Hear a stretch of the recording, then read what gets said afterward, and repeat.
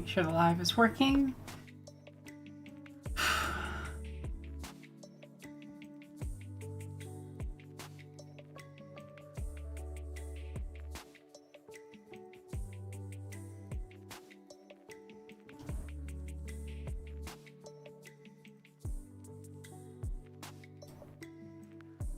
Hey, waiting to see if it's working. Chat, if you can hear me, if anyone's there, can you let me know if the audio is okay?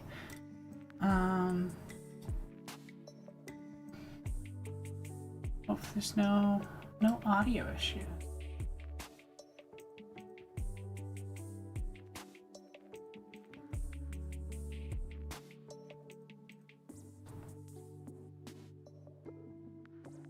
I am just okay. Good. I can grab the link now. Just gonna share that we're live.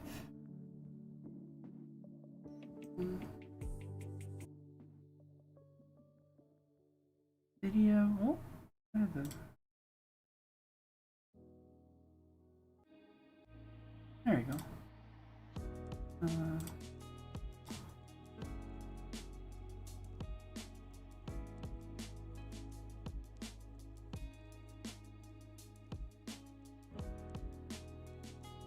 Alright, perfect. Sounds great. Drops out of ceiling. General Kenobi. That was more Maul than Grievous. Okay, now I can pause the background music because we're gonna be in game. Slay Spire 2's up. I'm really excited. It's like my favorite. Like the first game is one of my favorite games. It's my favorite roguelike. We're probably gonna be doing stuff with Theab in a bit because Turbs they're just finishing. Oh, dialogue. Weird. Emphasize blue creature. I am the future king. You will see me again. That's funny. Anywhere.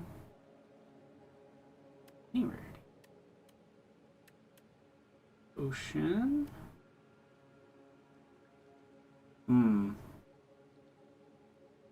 That's kind of rough because honestly, you often want to get rid of strikes and defends across a run. Waiting for the oven to heat up right now for fish sticks. Nice. Lick wires, slice wires. No, I do want to unlock Defect because Defect's my second favorite from the first game. My beloved. Oh my god, I'm blanking on their name. Green. Stabby. With poison. I don't know why I'm blanking. I'm so bad at names. It's like actually annoying. Anytime my brain needs to remember a name, it's like, no. And I'm like, what do you mean, no? I'm torn. These are interesting. I like the change that at the beginning of each act, you pick a relic from a specific character rather than the old system of, like, boss relics. So it kind of extends the, like, whale thing to, like, new NPCs. So we get a little bit more, like, characterization of the world along the way. I'm gonna go with that. Let's risk it. That's not bad. That's not bad either. That wasn't too bad. Okay. I do need to gun for some shots. Also, they added an amazing feature. It's wonderful. You can draw. So you can pick out your route kind of ahead of time, and then... Yeah. It's a lot of fights early, but I feel like it's probably worth it. Yeah. What we're doing. But how's everybody doing? What's new? Oh,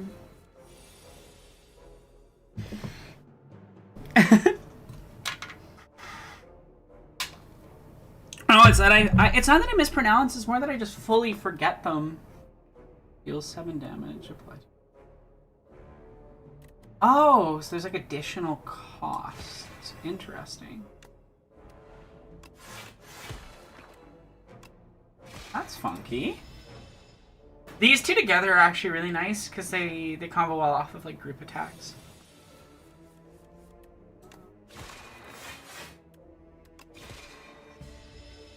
Yeah.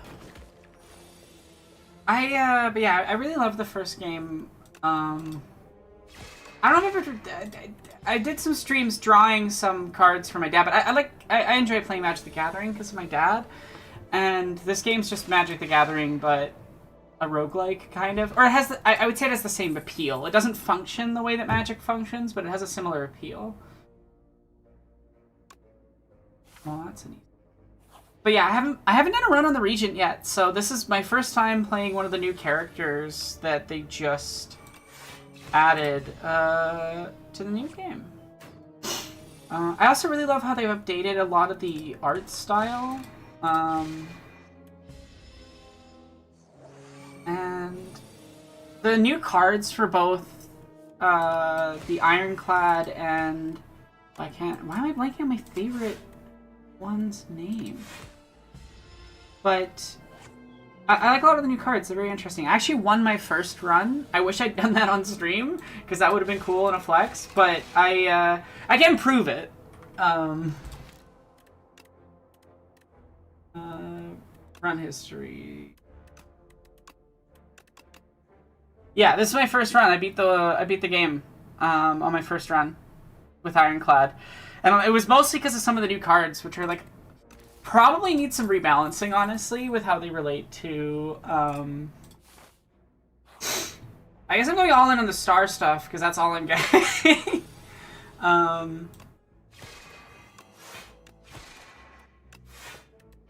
Yeah. I got myself a new marble, mortar, and pestle. Cool. Yeah, food processors aren't the best for fresh herbs, definitely. I did that sequence completely wrong because I was thinking about conversation.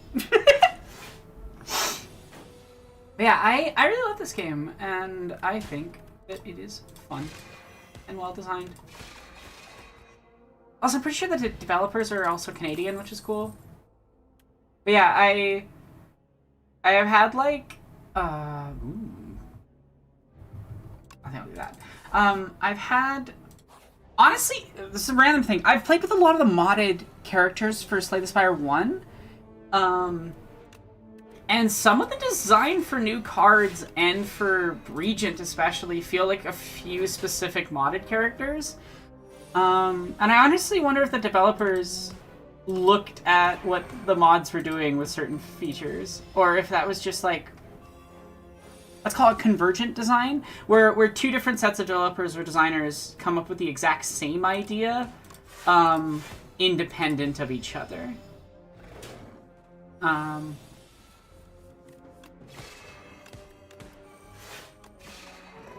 Nice. Abates it.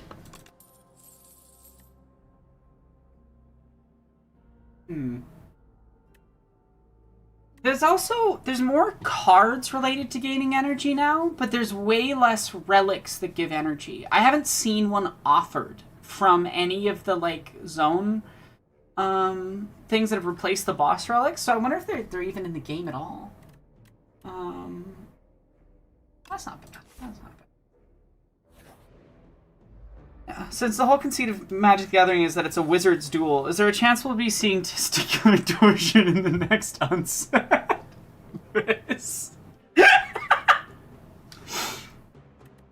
That's kind of beautiful.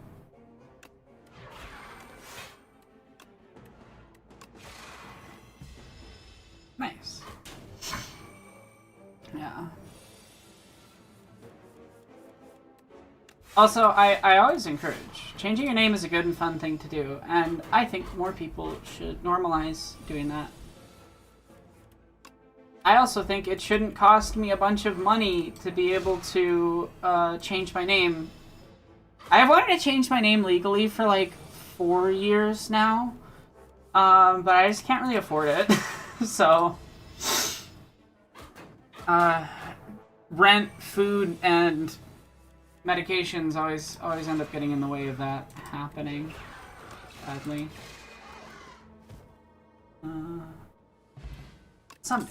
Someday I will afford my legal changes. Also, I saw you in the chat, Panda, and I love you.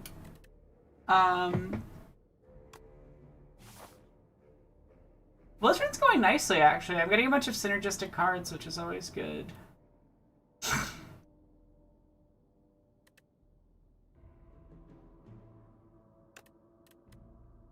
What do I get rid of, though? Defends or strikes? I think just because a letter opener, it's probably better to get rid of more attacks. It's more of a nickname than something. That's awesome. No, I think there should be that space to just kind of freely play with your name. I love you, Pookie. That.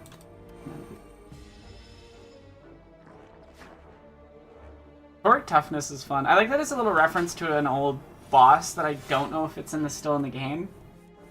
That was kind of a mascot for...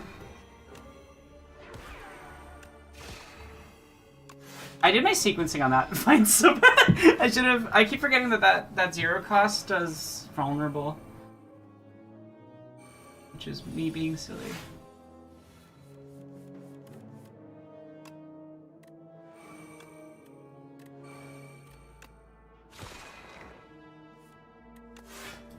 Not ideal, but I think I'll still be able to survive if I can just get to... Yeah, these.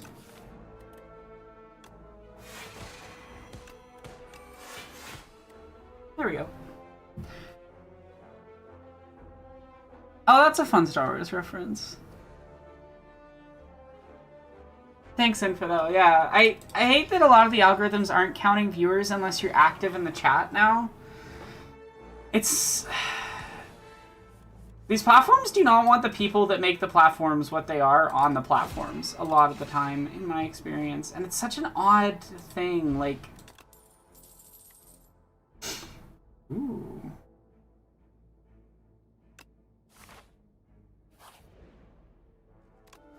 That was a nice card. I like that the Regent has the same health pool as Defect. Yeah. All the new particle effects and animations and revamped like art design for certain characters that were like in the first game, I really am enjoying, and I like that they're leaning into making everything as animated as possible.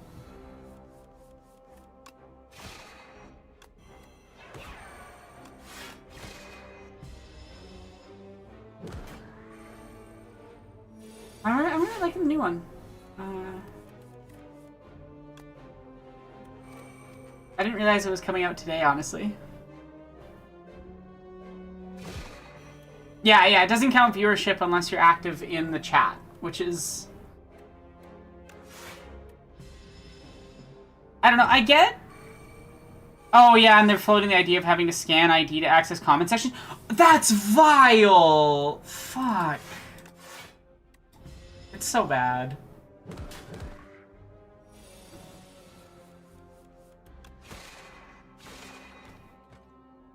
Roguelikes are such a fun genre because it truly is something you can just apply to everything else ever. No, it is. You can make a roguelike out of anything, honestly. Question, chat. What would be the worst genre to try to make a roguelike out of?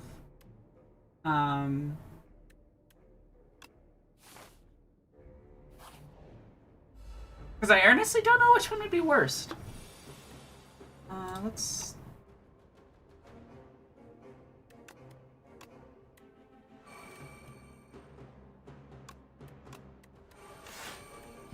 Perfect. Is Wii Sports a genre?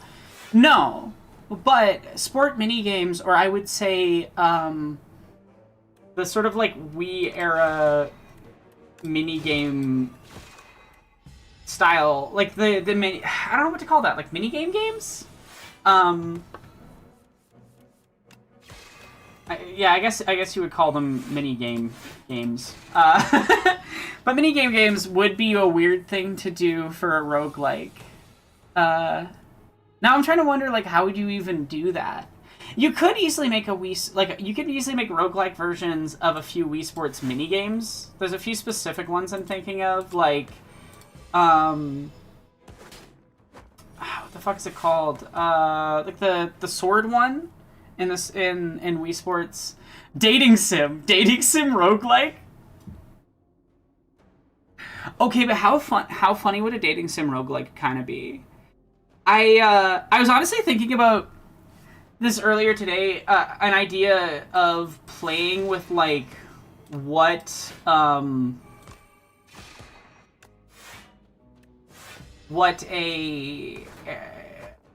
game like, because I've been thinking a lot about like romance writing in video games and how it functions and how we mechanize human interaction within these within the context of video games, especially as it relates to like romance and the entitlement of players. And I thought it'd be kind of funny if you just like made a game where you don't tell the player that they can't actually successfully romance like a specific character, and if they keep pushing it, that character just like rightfully gets pissed off at them. Prince of Wales and aren't dating sims already roguelites? Are they?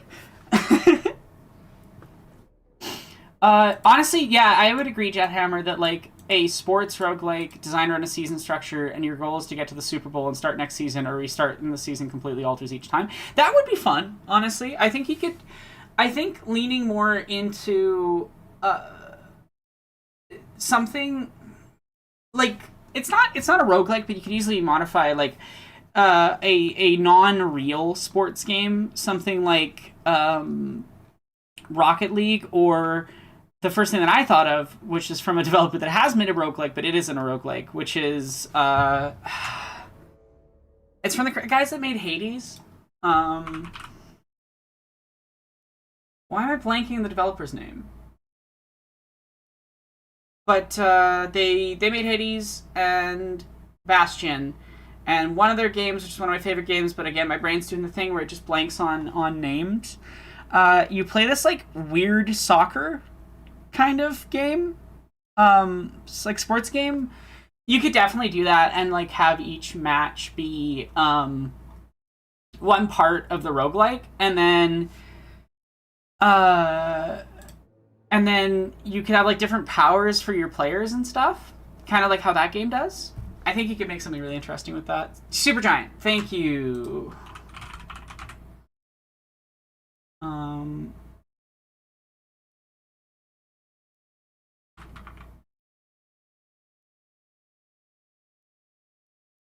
I wish Steam's search thing worked better. Pyre! I can't believe I couldn't think of that the entire time. Pyre is a beautiful, gorgeous narrative game. I highly recommend. But I think Pyre would be the thing that I would look at if I was interested in making a sports roguelike. That's the game that I would take as like a basis for that.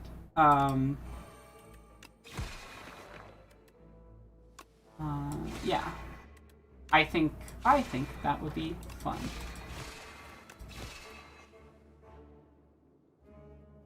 What is giving me energy?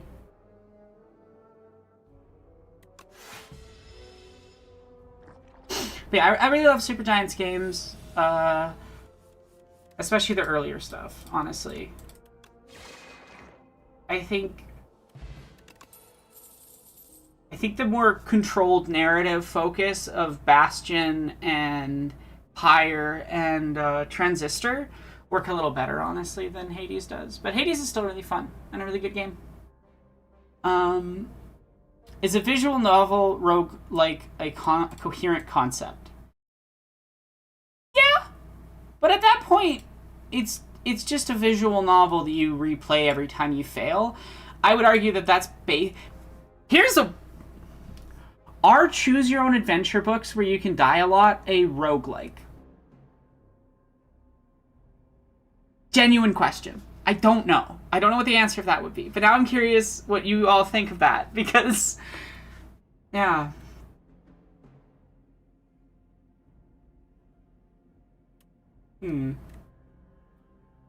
Minion sacrifice is really funny.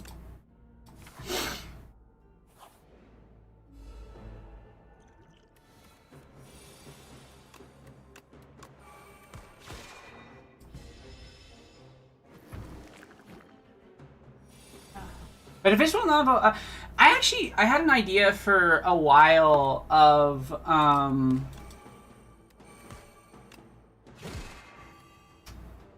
of making a roguelike like mystery game where the main character keeps misremembering what happened during the like investigation.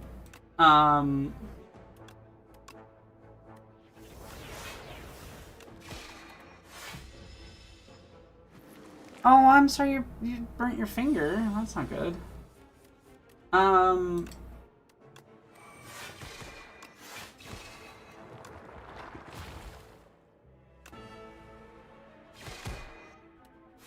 But yeah, I think... Oh, better oven mitts? Yeah. No, oven mitts wear through. A lot of people don't realize that. I was babysitting when I was like 13 and burnt my hand pretty good because the oven mitts they had were so bad. To be clear, the parents felt really bad about it, but that was not a fun day. That was not a fun day of babysitting. Because then I'm having to look after these kids while I have like a burnt hand.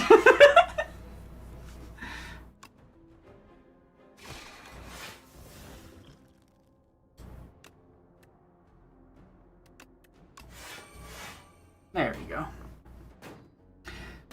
Like how the bastard argues with the policeman about what happened in the last Pathologic game, except the whole game. I have not played Patho 3 yet, so don't spoil me. But that sounds really funny. I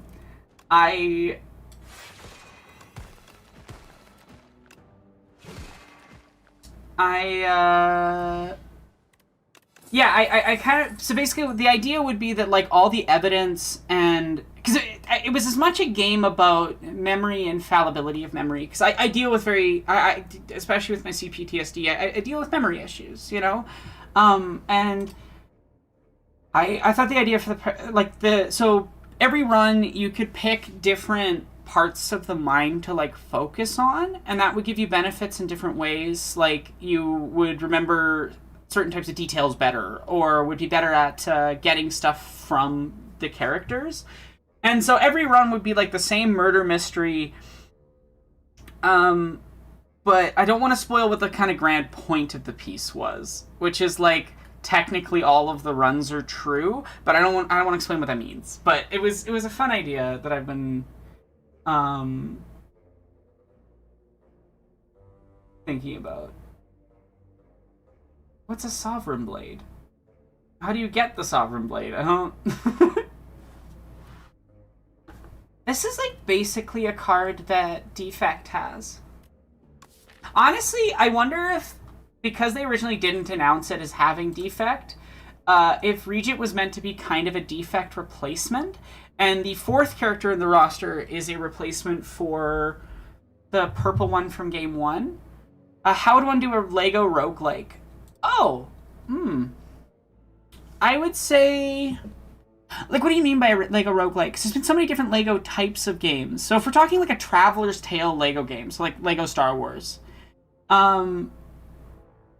it would probably be like any sort of like randomizer run where you get different like minifigs that you can swap to with different abilities, maybe. Absolute Martian Manhunter, but a game basically. I still need to read that.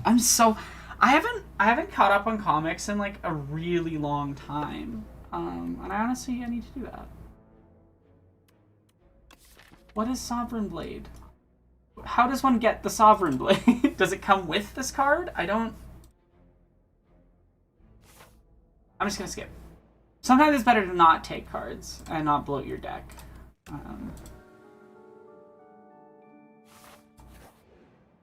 New boss. I haven't faced this one, so I don't know what the strategy is.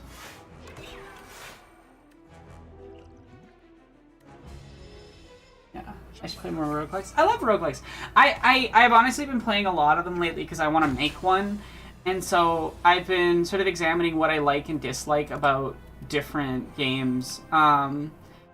I've just been picking them up anytime they're like really, really, really, really, really deep sale. And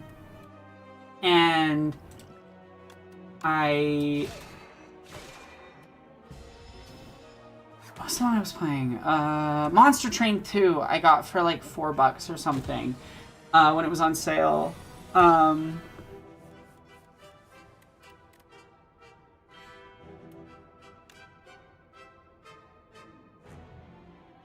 Ooh. Nice. But Monster Train had some really cool stuff with, like, you pick 2 factions, and then you get 2 sort of deck pools to pull from with different abilities and powers. And I found that idea really cool, and I'd love to see it applied to something a little bit more like Slay the Spire. Like the ability to mix decks and have them synergize. And what's cool is Slay the Spire is kind of playing with that with the new co-op mode where you can each play as a different one.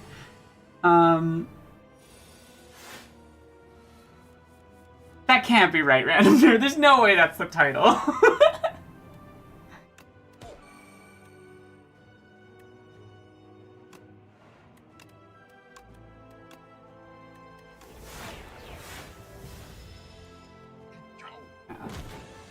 Dead Cells is a rogue. I honestly don't really care about the distinctions between roguelite and roguelike. I have friends that would be very mad at me for saying that because they do care, but I don't find it a particularly interesting, like, how much must it be like the original Rogue to count as a roguelike? I'm just like, they're all roguelikes. If it contains the structure of a rogue, it's a roguelike IMO. Whether it has persistent elements or not outside of runs is kind of irrelevant to me. Oh, it's actually Mindfucker in the book? Wild! That's wild. Is that actually true?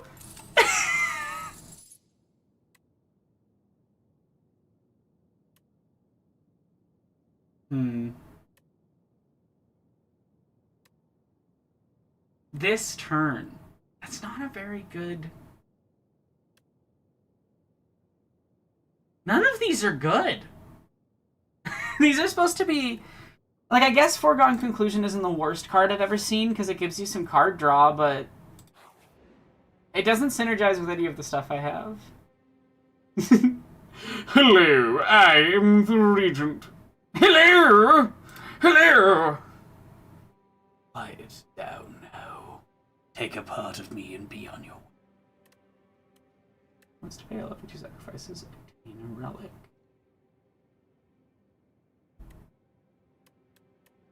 I don't need that many more cards in my deck.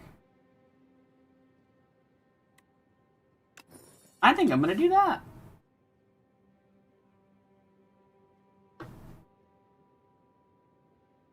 I tried a Darkest Dungeon 2 because it was also on like deep sale at one point. And it was alright.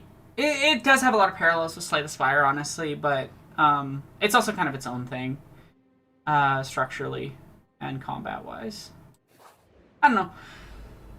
I just really like the deck building aspect, honestly. At the end of the day, I just love deck builders. That is where my loyalties lie. The Absolute DC universe goes hard. I've heard a lot of people really like the new Absolute Universe stuff. And at some point, I will have to actually read some. Because I want to read more comics eventually, and that does seem to be doing quite well and quite liked. I like that card. That's a nice card. Interesting to see another character get access to, like, strength manipulation stuff.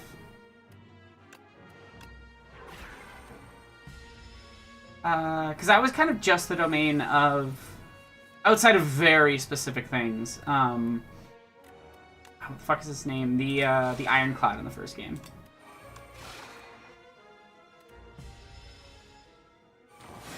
If Martian Manhunter was reinvented as a femme fatale, would she be Martian Maneater? Probably. What do I want in my car? I want that.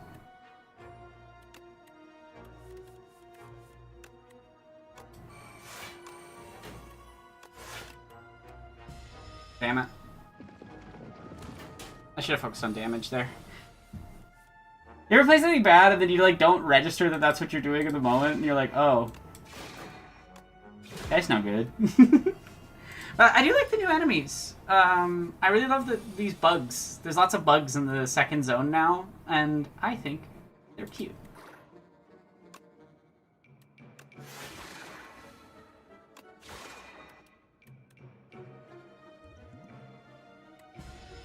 I also really love the new art for a lot of the old potions and stuff.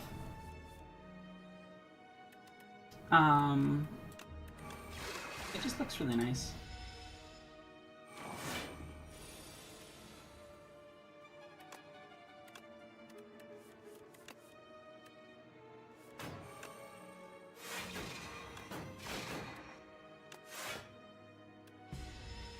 Of course it burrowed right when I was gonna kill it. Oh well. We win in the end.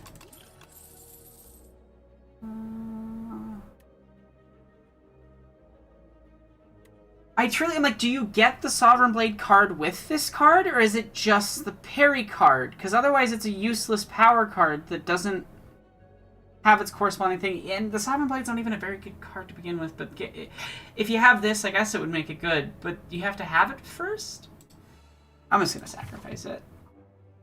But yeah, I don't know what they're doing with the design there. But, great. Absolute Superman is so blatantly anti-LLM, it's hilarious. The entire new Krypton backstory is great. Cool.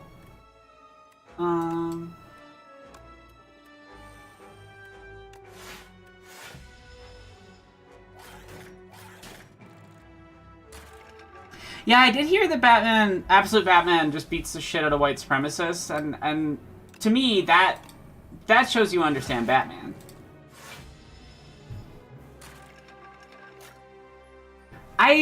I find it so funny how many conservatives are into comics. Not that there isn't conservative comics, but it's just like so much of comic history is absolutely opposed to them being part of it, and yet they never cease doing so.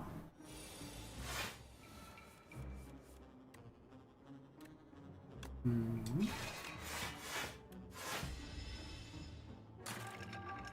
I need more ways of getting the stars. This build, I think.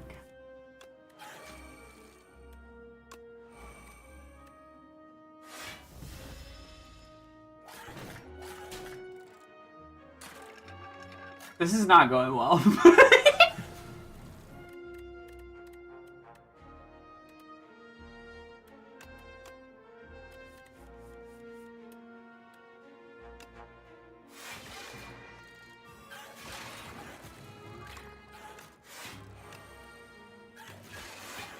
There we go. That was better. Yeah, I always find that fascinating. It's like Superman fights the KKK is so early in DC's publishing and so important to its history. And also just like Marvel's early comics are also just very active and clear in their politics and purpose. Being right-wing requires a deliberate level of low media literacy to still enjoy yourself, I feel. I don't even think it's necessarily that they need low media literacy. I think that at the end of the day, they, the people that run things don't care. At all.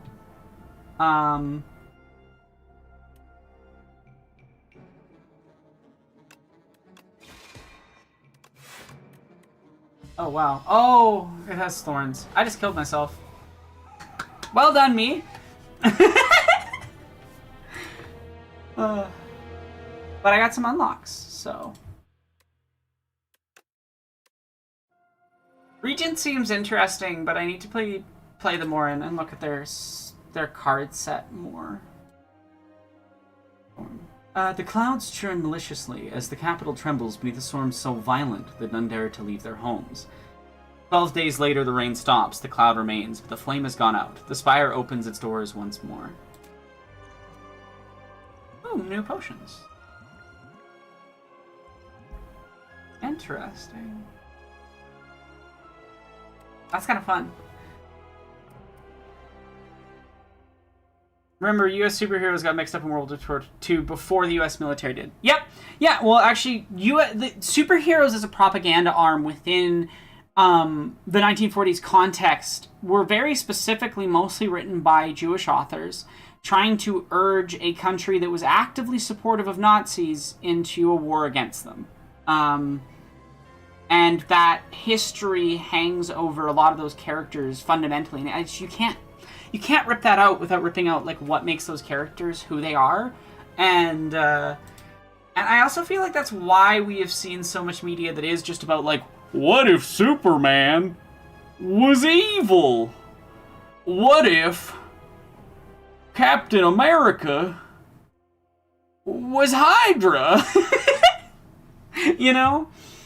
I think that is part of it. I think it's about like conservative authors, even when they're trying to critique those things, like partly just being stuck in this weird imaginative thing of like, I am all the point of those characters is that they would never be like that. That's the point of who they are. They're supposed to be ideals to some extent. In the specific case of Captain America and Superman, I'm not saying all superheroes should be ideals. I'm saying those two characters were written with a very specific purpose. And it's interesting how they get used. A fantastic explosion marks the arrival of the Regent. His Majesty's spaceship shattered beyond repair. Finally, I arrive. Wait, he's an alien? You just casually dropping that he's an alien? Yeah, what is with this Sovereign Blade thing? Where do you get the Sovereign Blade? I don't understand that.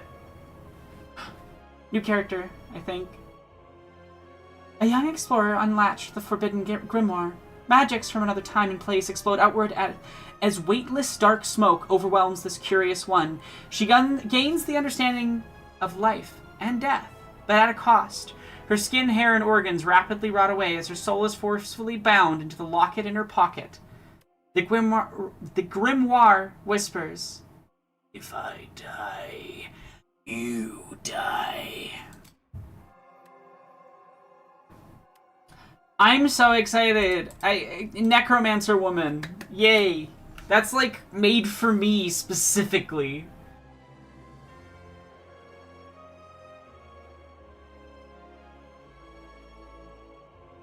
Cool.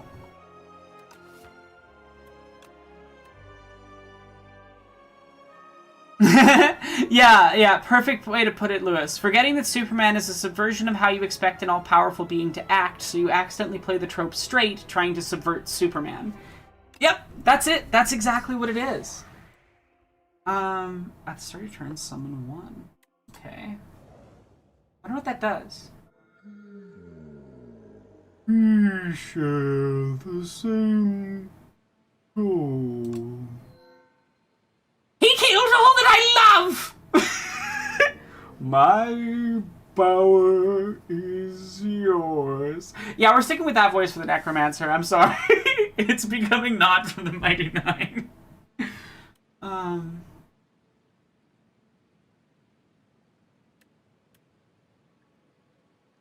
Definitely doing that. Double Relics is really good, and the likelihood of me failing in Act 1 isn't non-existent, but like I don't really care if I fail Act 1, so. Yeah. Let's go down this pathway. Hi, Starbush. Starbush. Yeah. I almost said Starbrush and Starbush, and it just kind of became both. Krypton's destruction was an allegory for the quiet rise of anti-Semitism being observed by Jewish people who saw the writing on the wall before the atrocities were even committed. Accurate, yep. Not just that, it is specifically meant to evoke the story of Moshe and that history as well. It's not just referencing one thing, it's layering history and understandings of history. I love this. We get a bone hand.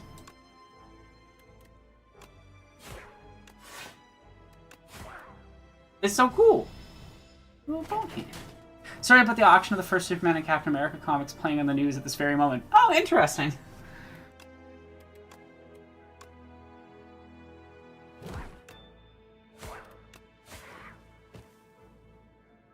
I'm definitely building around this hand if I could get the right cards.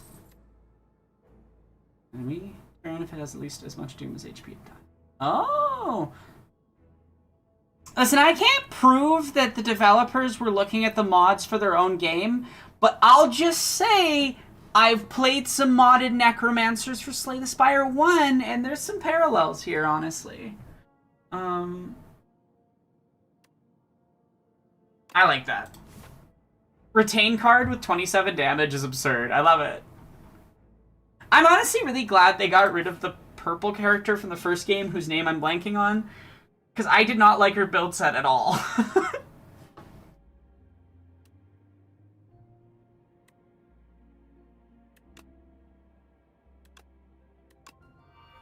Nice. I also like that there's new stuff for upgrading cards with like more specific details and things like that. I think it's a cool new mechanic. I enjoyed the first season, and then I heard a lot about the second season and decided I was good without another story about just treating queer people kind of poorly.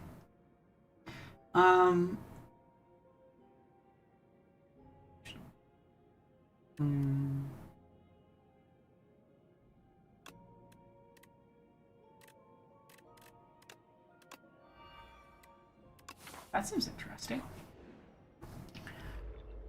Yeah, Captain America's origins, a good man being made into a golem by a Jewish scientist whose one and only purpose originally was to take care of one issue and move on to the next. Yeah. And I think it's also worth, like, shouting out. There's a really, really, really phenomenal video by Jacob Geller on the history of superheroes and the golem. I can't remember the name off the top of my head, but it's something related, like I'm trying to remember the phrasing of the title. I'm so sorry.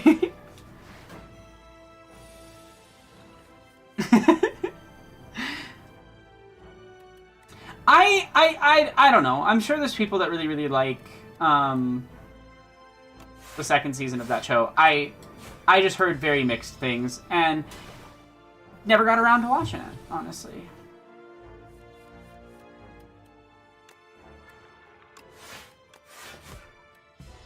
I wonder if you can make your minion attack on its own, or if it just attacks through your cards.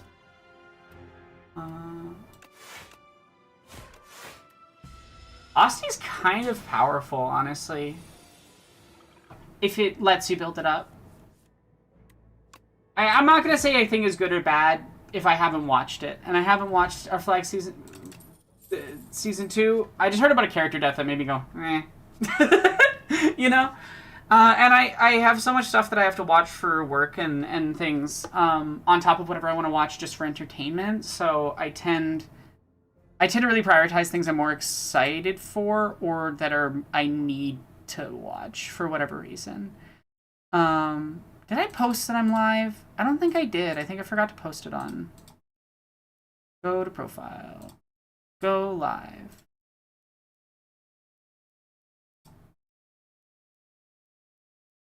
I didn't post on Blue Sky that I'm live. I'm a failure and a bad streamer. Nah.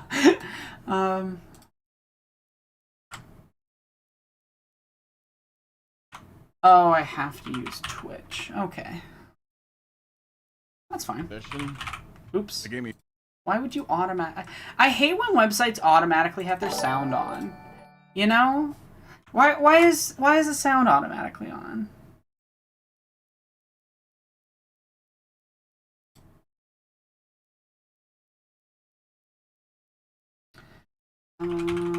Things,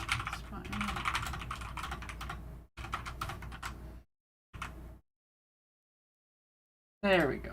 Sorry about that. Very professional streamer posting that I'm live, like you're supposed to, and definitely not forgetting. Okay, and I missed a notification of some sort. I'm not sure what it was. So thank you to whoever or whatever the notification was. that I missed, and I apologize. Yeah,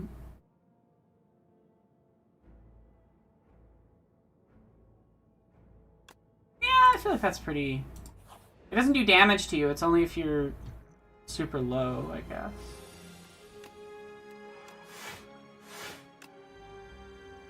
I also think it's cool that your block protects your... I wouldn't say people have vast expectations so much as people have specific things they dislike or like about media.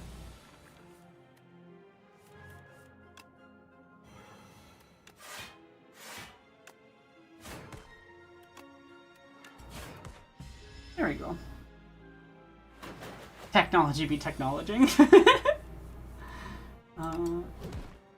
I love this little necromancer hand. I do find it interesting that that's such a consistent pattern in game designs of necromancers recently, totally independent of each other. Like, there's this character Graves that just released for Deadlock. Let's not talk about my addiction to Deadlock is bad. No, I'm kidding. I'm exaggerating a bit. Ooh. That's kind of nice, but that's kind of nice too.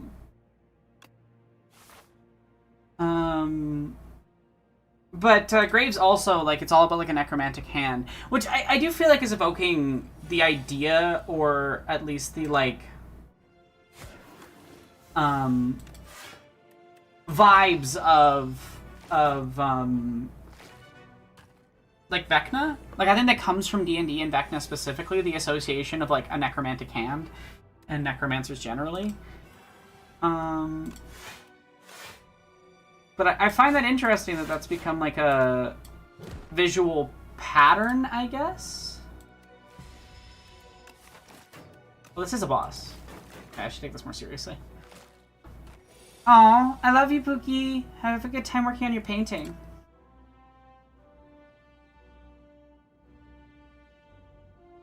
And I'm sorry you weren't happy with the result. But I love you, and you're the best.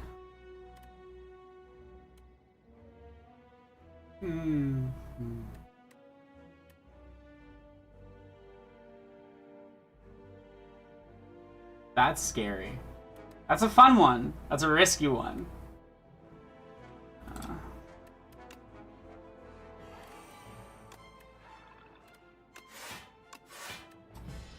Yeah.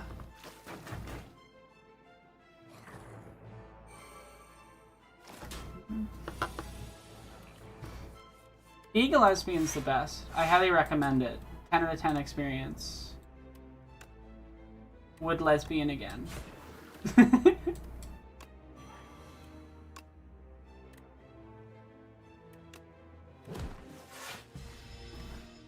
I'm glad Stranger Things is over as well.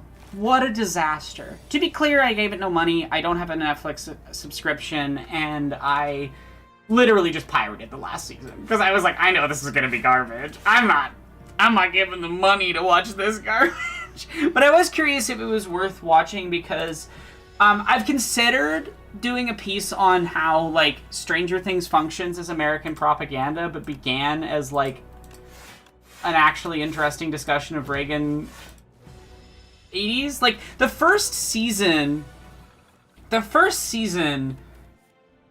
is a legitimately interesting little show. You know, like, it works. It has coherent statements about the nature of at least homophobia in 80s, though it also has the glaring issue of not really addressing meaningfully that this is an Indiana town in the 80s when it comes to, like, racism and stuff. Not that I think it has to depict those things, I just think, like, as a lot of people... there's a scene from Deep Space Nine between Cisco and his partner that I think is as much a commentary by the writers as it is, like, supposed to be in character, where they talk about, like, media about time periods that tries to pretend like those time periods issues didn't exist and how that can participate in maintaining those things. And I think it's, like, it's one of those things where the show wants to talk about things, but it doesn't actually want to talk about them.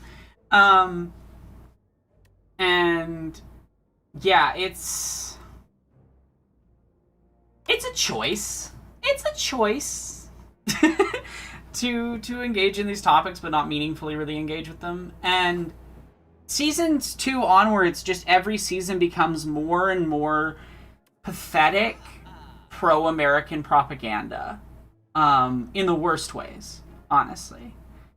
Yeah.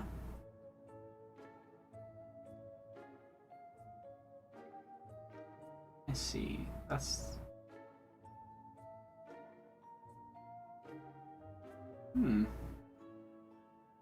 That's fun. I don't think my deck is really set up to try to start going for soul as a mechanic, but it's cool that it's there. But yeah, the last season of Game of Thrones is, first off, the production side, nightmarish. It's you know, you've got stars that are openly Zionist. There's people actively just a mess, just a total mess from top to bottom. But on top of that, they released this documentary. If I was dumb enough to be like these jackasses, you could not pay me.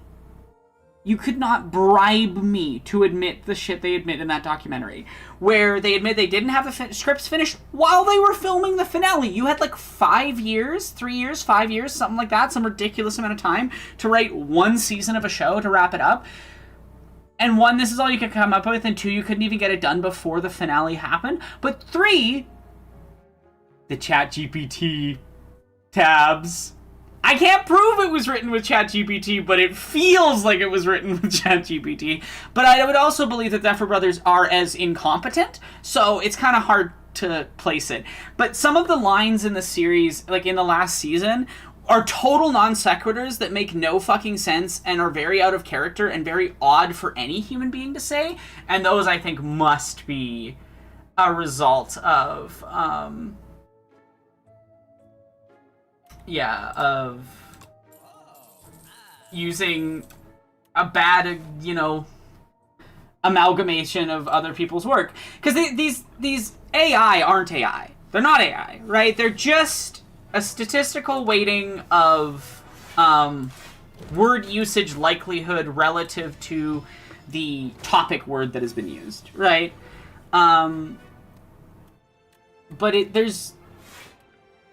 there's no world in which it's so cartoonish. It's so cartoonish. I despise plagiarists. I have been affected by plagiarism directly before. Like, I truly, truly, truly despise plagiarists. I think plagiarists are the scum of the earth.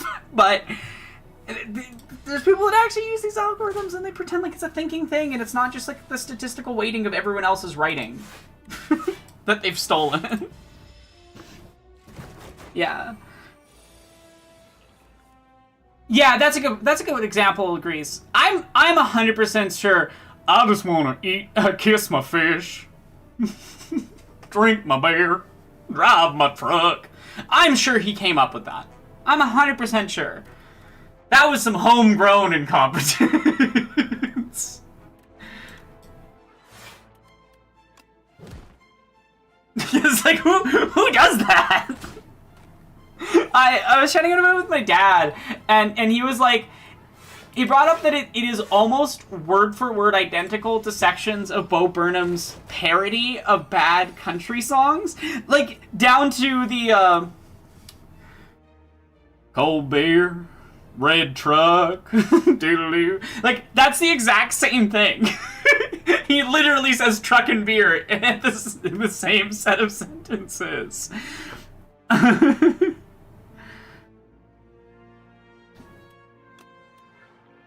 Well, even that, Lewis, implies that it's thinking. It's not thinking. It is truly just statistical weighting.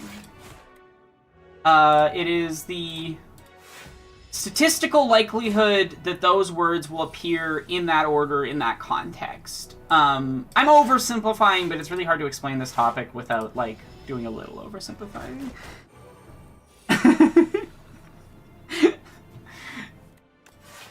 It's a fucking scarecrow again. That show was so funny to me. I also The thing that's wild to me is that, like, how obvious the conservative grift is around a lot of things, in that, like, all of them are screaming, oh, we should have a real American, as if, you know, Puerto Rico isn't part of America, and he isn't literally an American citizen. But there's been so many Super Bowl performances that were just, like, a famous singer that wasn't American at all.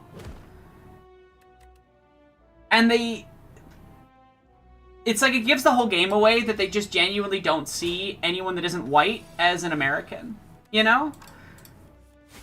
Which is an extremely disturbing thing to realize. Not realize, I already knew this. But, I mean, it's an extremely disturbing part of how these people behave. I realized this shit when I was young, but it's just so blatant. It's so blatant. Yeah. Cold beer. What I think is funnier is not only is Bo Burnham's song, like, just a really good piece of comedy, but it actually is a better version of the song than the real thing it's making fun of. And it was written before the thing it's making fun of happened. And I just think that's funny.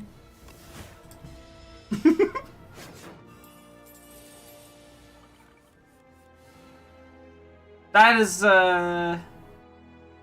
yeah. Is that referencing a real thing that happened, Lewis? Do I want to know? I should know, but Jesus.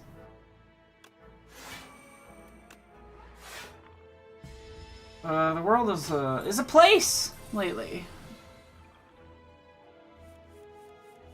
Yeah, the first time halftime show I paid attention to was The Who. Yeah, like, they're perfectly happy with white British dudes, right? Like, it gives their whole grift away that they define things in that way. They view things in that way.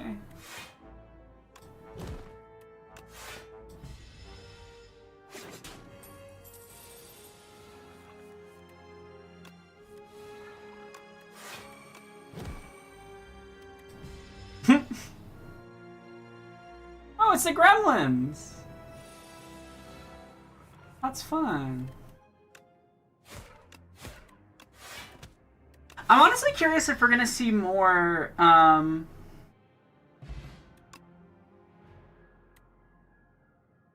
horrible.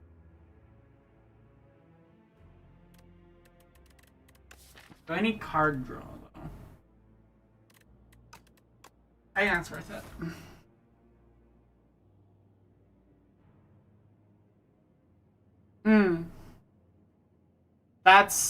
That's horrible.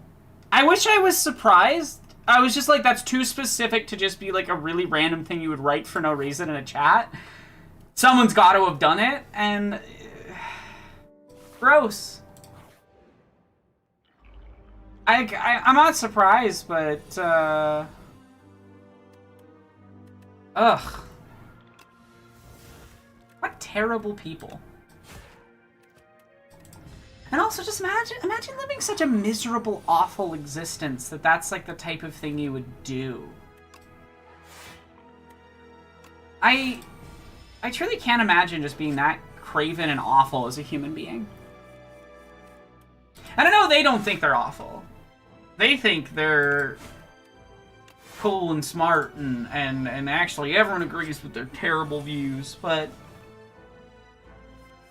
I honestly think that's one of the funny, not funny haha, funny Jesus Christ, elements of conservatives is not only do they do horrible things with full comprehension, like with many of them knowing it's horrible, but then they get so pissy. They get so pissy about they're like, why doesn't everyone should be so much more cooler about me being a terrible person. And it's so mean. It's like it's so goofy. Ooh, that's fun. I really like how they're playing with a lot of mechanics that only appeared on, like, one card in the first game. And now they're, like, being used with different characters, but in different ways.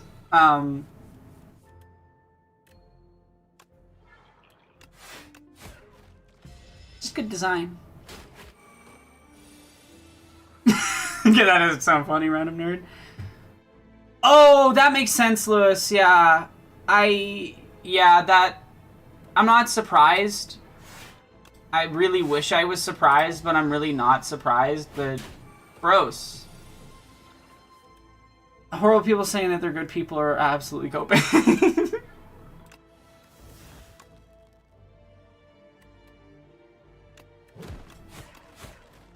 Damn it. I'm gonna lose a lot of health.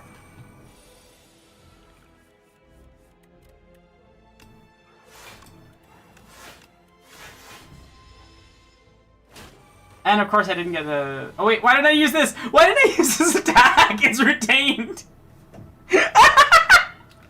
I'm so dumb.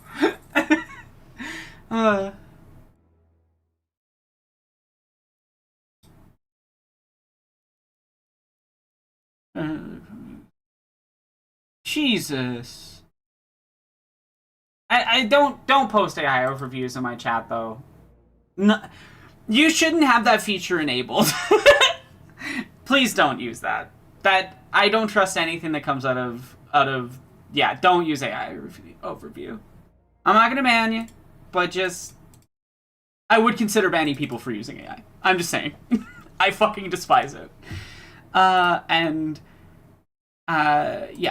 It is the absolute dereliction of any form of ethics within my field, in my opinion. And I truly, truly, truly cannot stand AI. Yeah, if someone wants to find an actual source, awesome. But yeah, otherwise...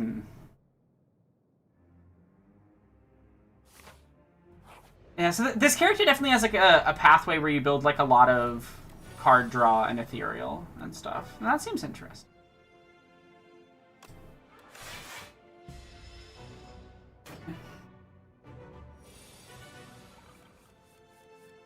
Well, one, I don't know about Google. I stopped using Google as a search engine years ago because it became so bad at its job.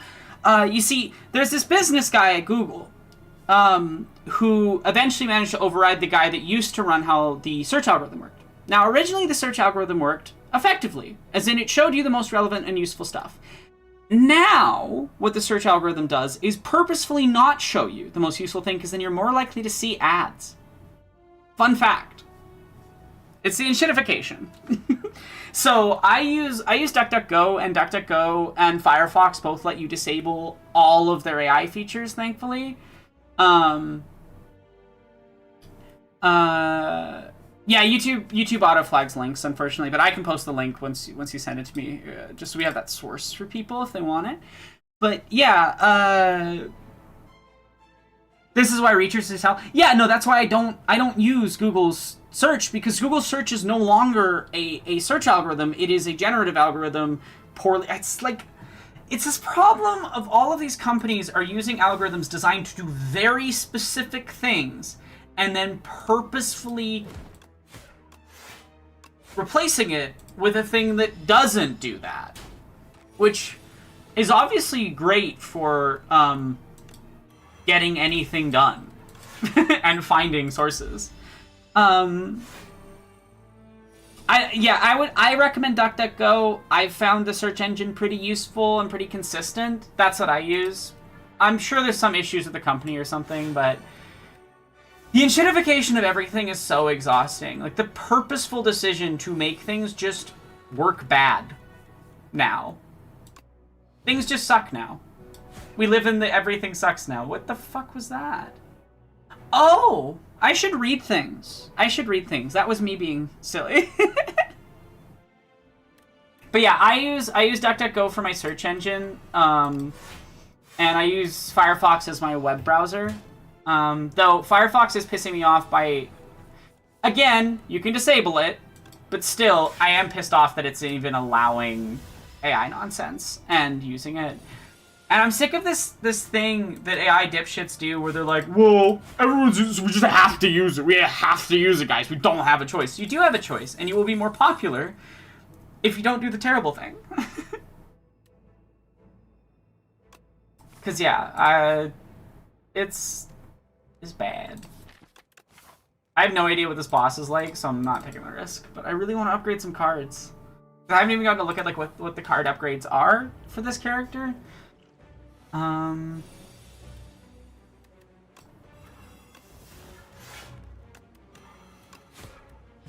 Yeah.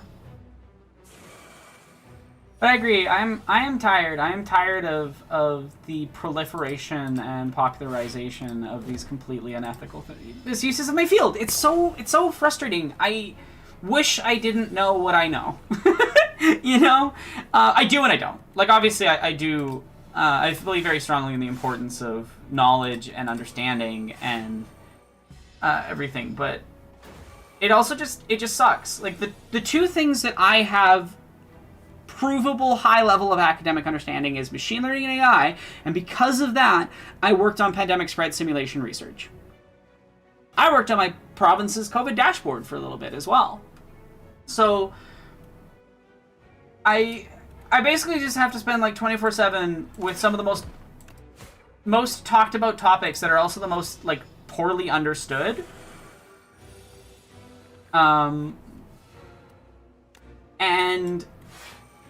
And I just have to sit with the knowledge that everyone's wrong about it. It's like genuinely a maddening life. It is fundamentally maddening to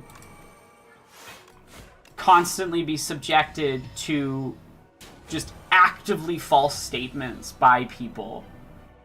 Everywhere. All the time.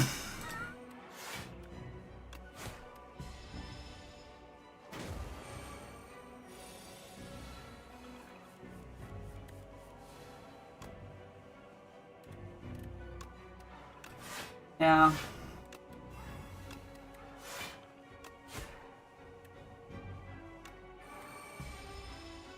I really like this this card right here is very nice. Where was it? This one.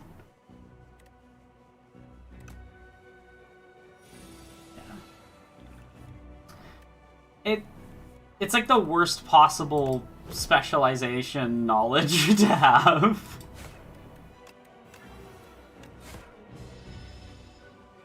Oh shit, I could have hit him twice there.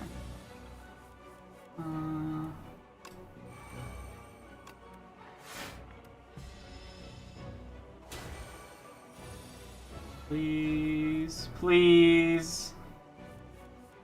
Please!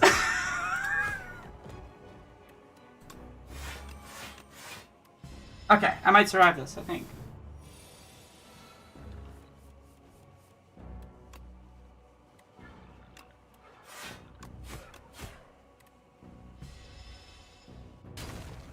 Cool. And I unlocked something too. It's interesting the final bosses of zones now give regular relics instead of specialized ones.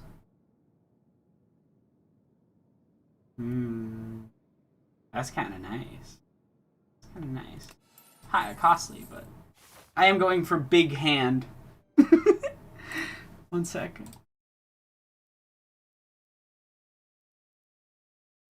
Also, here's that source on that terrible garbage human being country singer. I'm gonna read through it later because I am curious to know more about that horrible situation.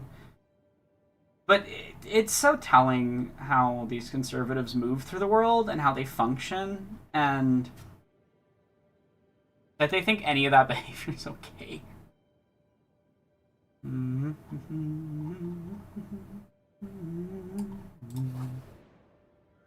I really like the Necromancer character. Such malice paints your heart. Not the brave. We would share the same paint if you knew what's befallen me. There is no peace on your path. Take a part of me to ease your burdens.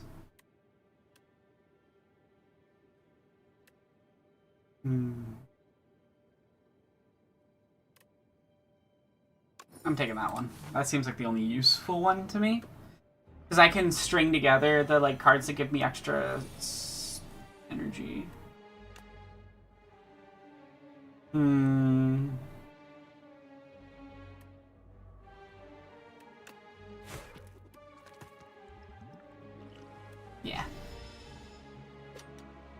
Does this say how long he's been married to his fish? Wait, was this the same guy as the Super Bowl? That's actually so funny. It shouldn't be that funny, but it is really funny.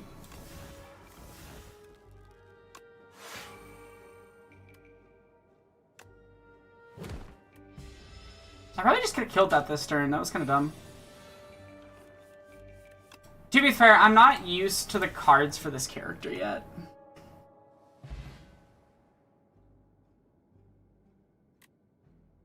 You've had to listen to that? Oh, I'm sorry.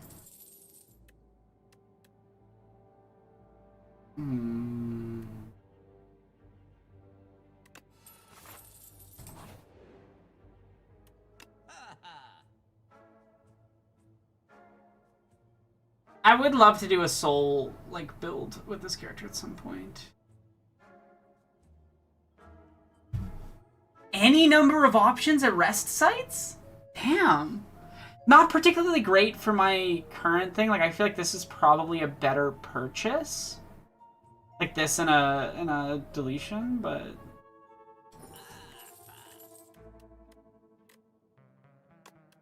yeah. How is everyone doing? I'm doing pretty good, Dio. I'm just happy I can stream. Honestly, I did plan to stream every day this week, but I was so sick yesterday that I couldn't.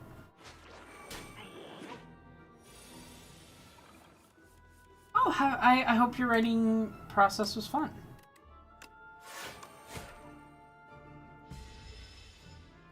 I like this little guy. He steals your cards if you let him. Which is evil and awful, but also really funny.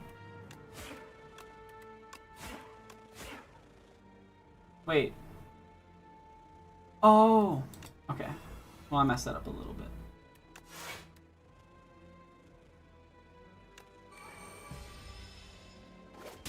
Shouldn't take too much damage, though.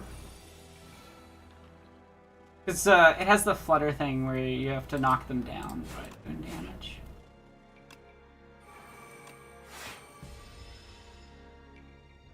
It is shocking how many shitty songs can be easily turned into... Jesus!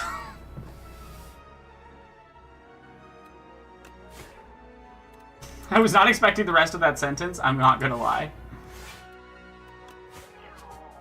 I keep forgetting I have a retained super high damage card just sitting there.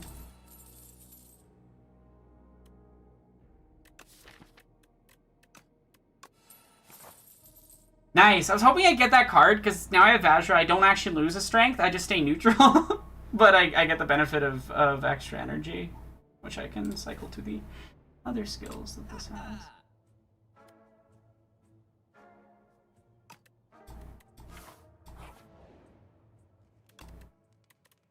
No, I should rest. I should make sure I actually finish this run. Also, I'm bad at being streamer. If you're enjoying the stream and you feel like supporting, there's the Ko-Fi link. Also, there's a new what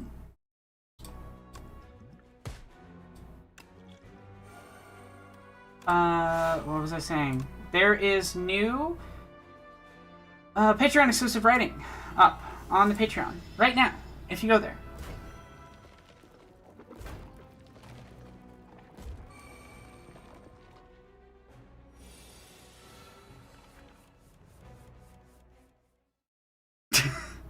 That's wild, Jethammer.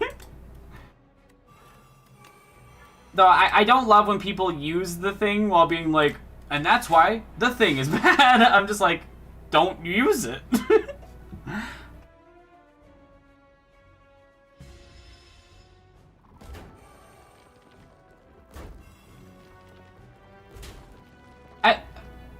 I love that this is a rainbow symbol. Friendship.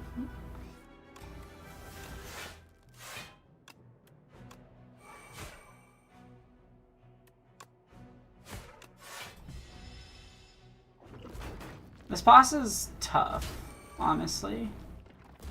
I don't think I've beaten it so far. I ran into it twice with, what's the name of the... The Silent. And died both times, unfortunately. And I think I might die another time. This is just like a really rough boss if you don't have very specific builds, I think. There.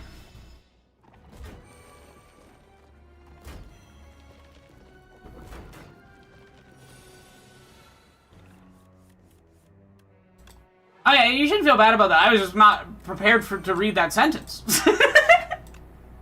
I was not expecting it.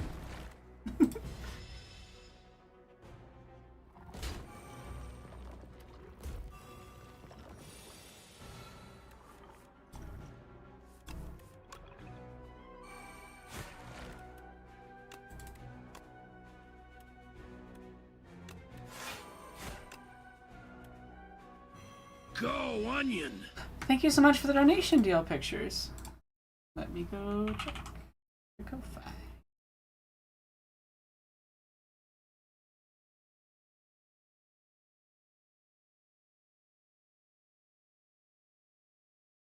Go, Onion, indeed. Go, Onion! I need to collect the tools.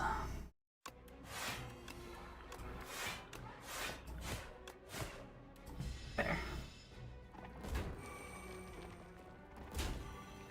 Yeah, it is wild that the director of Broken Mountain directed the 2003 Hulk movie. They could not be, like, less alike as pieces of art. And I think that's kind of beautiful.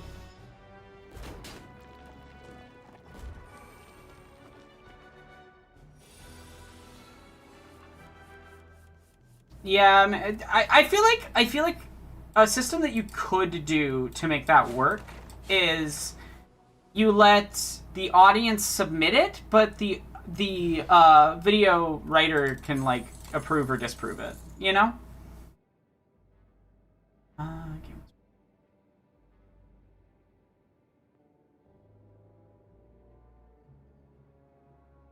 That's interesting. Oh, that's really good. The wisp item is good. Nice.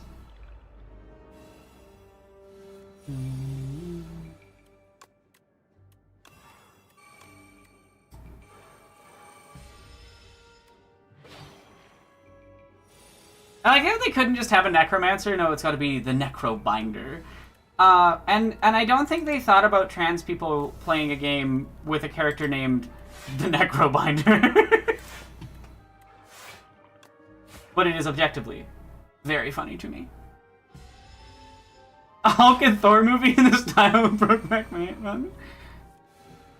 That true, Old Grease. Like that Hulk movie is actually an interesting exploration of trauma and stuff, but it is also one of the most visually wild things ever put to film. Like style-wise, it is a baffling experience.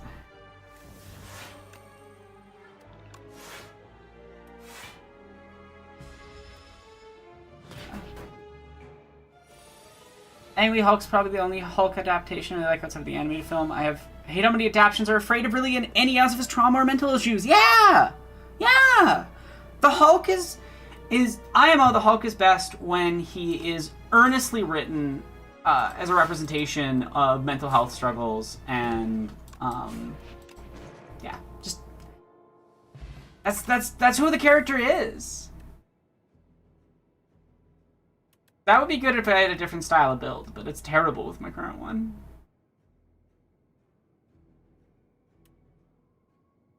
Yeah, it's kind of nice, though. That's really nice. I love this one. This is one of my favorite relics in the whole game. That would be cool if we started this at the beginning of the match, but we're already in the third act, I think. Already in the tower, so... Oh, I can't skip. I have to choose them? I don't like that. That's okay. I guess take another one of those.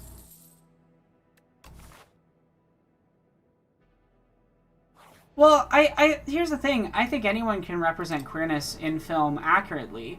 it just comes down to them actually having the curiosity and care to understand our community. Likewise, there's plenty of queer creators that are... I don't have a nice word. Laughably awful? Take... the American Horror Story guy, and his obsession with, like, absurd, and blatant ableism.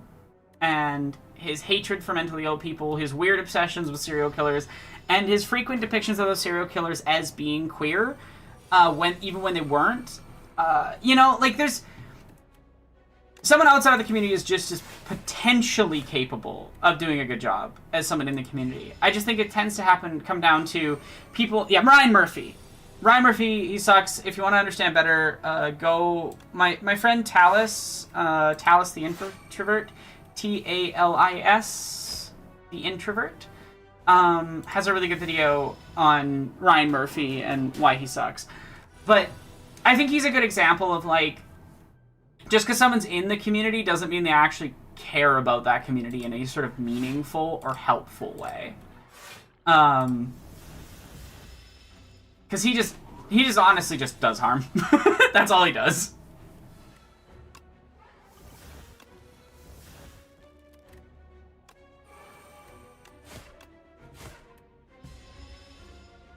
Yeah.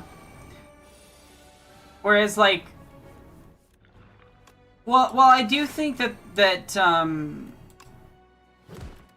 Brokeback Mountain has the issue of, like, being one of those, like, it's a piece very much about queer trauma that presents it in a way palatable to and about, like, straight audiences. Overall, I think it is a pretty important and valuable film. And,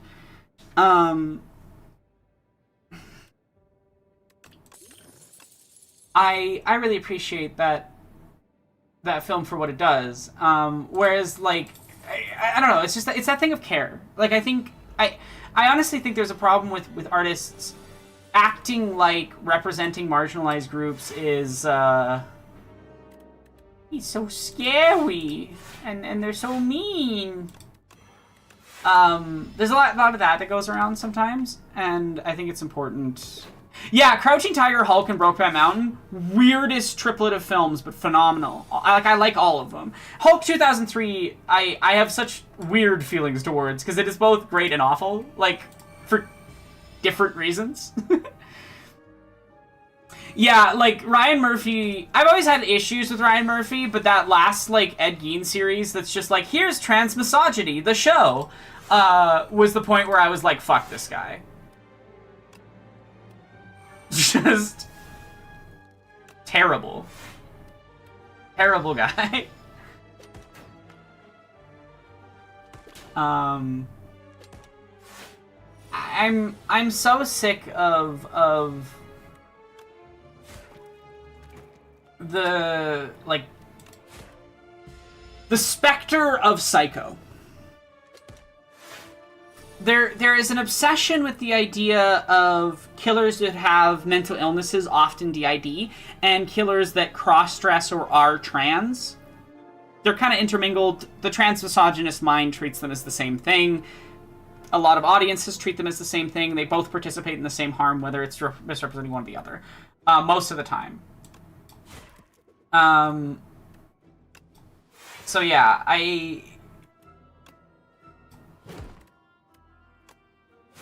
just really don't appreciate that trope at all, and I'm so sick of it. I'm so sick of this, like, fixation, and it comes back to the film Psycho. Psycho is a technical, like, on a technical level, is a well-made film. I wish I could deny that I can't. It is well made. Terrible people and films with deeply harmful messages can be created with great technical skill. And I do think that is the case in the context of Psycho.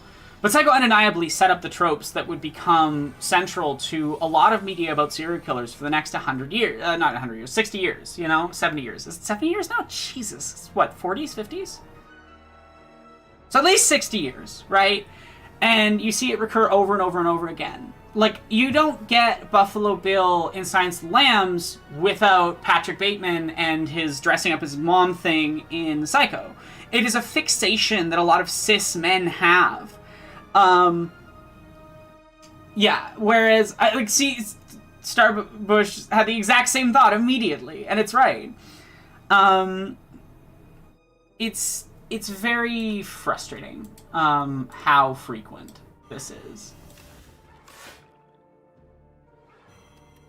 Because it is very frequent. It is a fixation that American media has. And it's a fixation that reflects some of the worst elements of their culture, and it's hatred of marginalized people. And I also think, like, you wouldn't get garbage films like Split without it, you know? I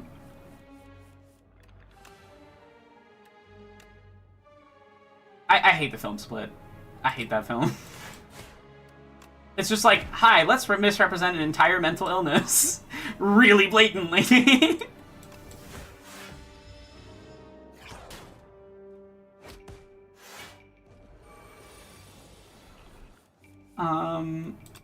And fearmonger about it, and spread one of the most common lies about it. I can't stand it. I cannot stand it. It's just, it's tiring how much media is built around often the purposeful misunderstanding of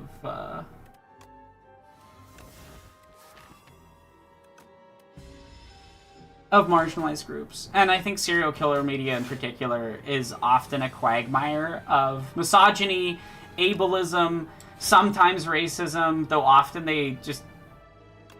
Like, there's a lot of fetishization of the violence against black people and or of marginalized people doing violence. Like, yeah. Wait, really? The actor who played Buffalo Bill actually denounced it? There's an actor that cares about the transphobia they participated in? That happens? Ever? That's actually wonderful. Fuck, that makes it so much easier when I eventually talk about it. Because I will make a video about it eventually. Yeah. I hate that film. I hate Psycho. As I said, I completely understand why people like it. I acknowledge that it is a well-constructed, well-shot film. But it's kind of like saying we should only talk about... I was talking about this the other day with Birth of the Nation or Harry Potter with my video on J.K. Rowling. Like, I don't think you can talk about media that participates in hate and perpetuates hate and just go like, oh, let's just talk about the technical elements. As if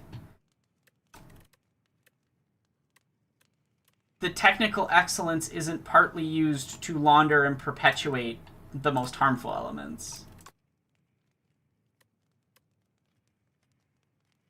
That gives me an extra 4, an extra 5. That. I'm honestly very pleasantly surprised. I'm very happy that is true.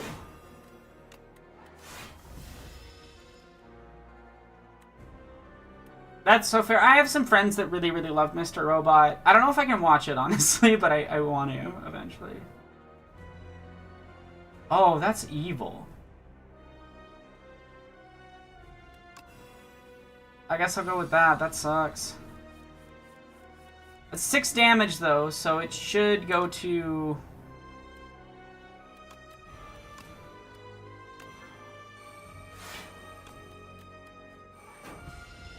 Yeah, okay, it is blockable by armor. Does suck, though.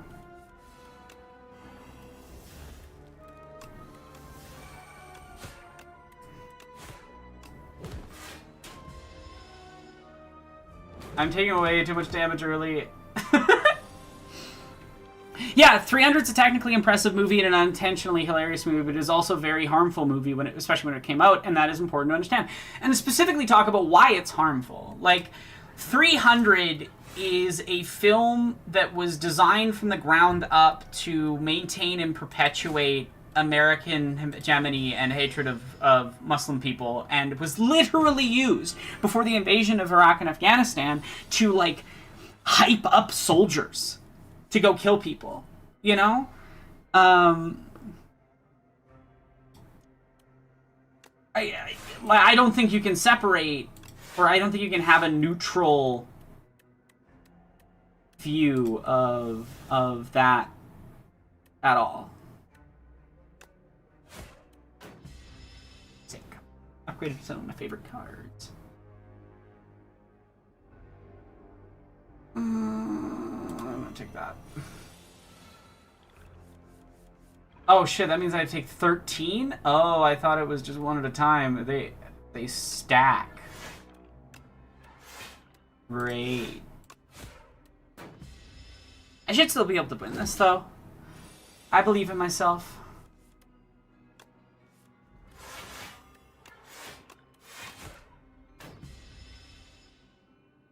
And 300 is adapted from a Frank Miller graphic novel. Yeah, and Frank Miller's an open fascist. He is. I think that Frank Miller's impact on comics is one of the worst things that ever happened to comics. Fuck The Dark Knight Returns, honestly.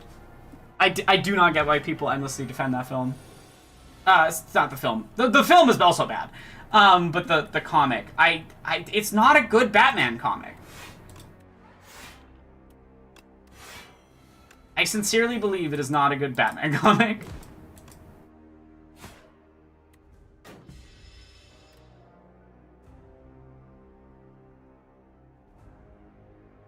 I can handle that, because I have enough energy gain. Probably. Bodyguard, negative fall. Nice. I really don't like Frank Miller. I know, shocking take from me. It really does just come down to what if gritty. It's so... No, seriously, guys, it's, like, actually so deep, because, like, Batman kills the Joker, and that's, like, deep, guys. I swear. I learned nothing from... The Dark Knight Rises is deep to people that both don't understand the Killing Joke, and also think the Killing... Like, don't get the issues with the Killing Joke, either. And the Killing Joke is, like, the thing that kind of, in part, I think, caused it. Yeah. I have my issues with the Killing Joke as well, but the Killing Joke is problematic in similar ways, but is actually a well-made, like, it's not a garbage piece of media. And then Batman Returns, like, Dark Knight Returns is just actually bad. It is propaganda garbage about how we gotta go beat up the poor people. And I don't think that, like, literally The Dark Knight Returns, like, has elements of The Birth of a Nation. Yep. And Alan Moore openly denounced the Killing Joke, too. Yeah, worth noting. I have complicated feelings about Alan Moore. He is sometimes terrible and sometimes not. You know, he has a hyperfixation on sexual assault and the mistreatment of women that is not always handled very well. Particularly in the League of Extraordinary Gentlemen.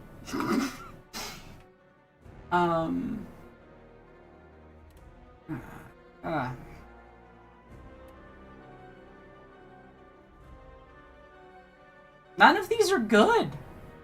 I honestly have hated most of the gold card options that I've gotten for some characters.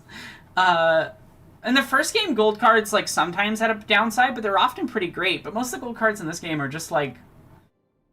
Unless you have a very specific build that works with it, not great at all. Yeah, I think that's my best possible route.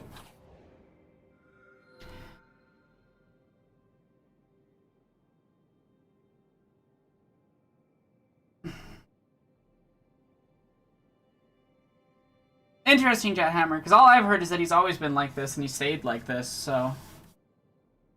Yeah.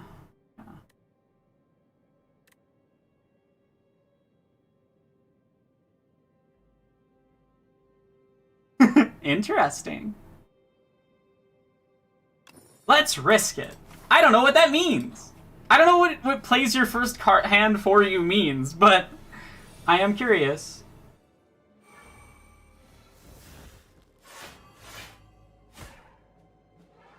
Oh, that's kind of annoying that he wasted a good card, but... Huh. That's fun. So, the bird enemies were like a minor enemy in the first game that appeared at the start, and now they appear at the end. Altered.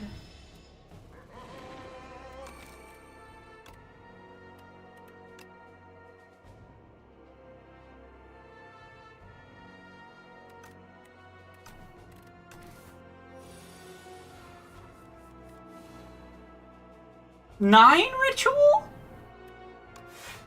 How am I supposed to beat this guy? That's wild. 9 ritual is wild.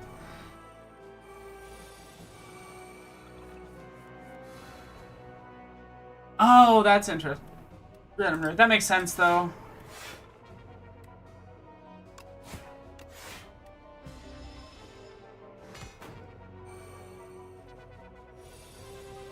Hmm.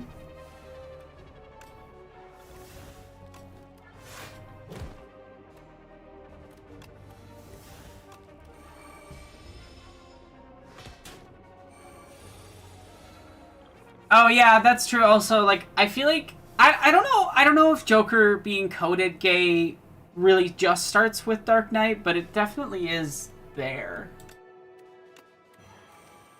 Actually, Nolan's Dark Knight trilogy is another example of arguably good movies. I totally, I enjoyed them when I was a kid. But I also totally understand why people do not like them at all. I think an argument can be made in either direction, but it is another interesting example of like technically well-made films with awful messaging. I mean, Dark Knight Rises is basically just like a rich white dude going, "Occupy Wall Street's so scary, guys." Like, that's genuinely what it is.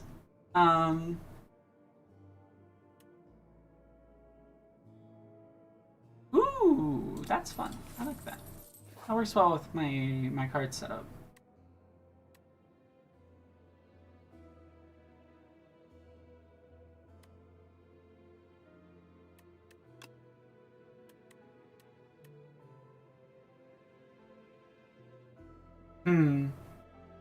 You sit in the chair of decision-making and the trial begins. A powerful noble steps forward. You find a note in your pocket indicating that if you decide innocence, you will be handsomely rewarded. The noble barely argues against the corruption charges and gives you a knowing smirk. You can't stop corruption, but you can pocket some gold. The crowd bellows, "Decide! Decide! Decide!" Guilty. I don't even care. I'm doing the moral thing. I really do appreciate Matt Reeves' Batman, because I think it both understands the flaws of the character better than most things and does more interesting stuff with it.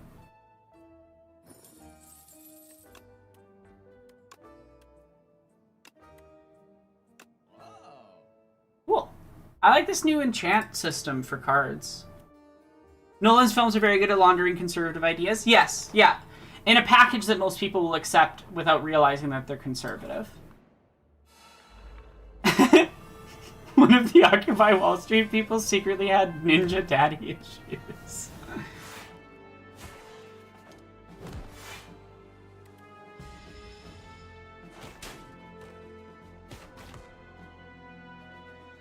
Unfortunate, but... Oh shit, I lost max health because of that. Is that permanent loss of max health, too? That sucks.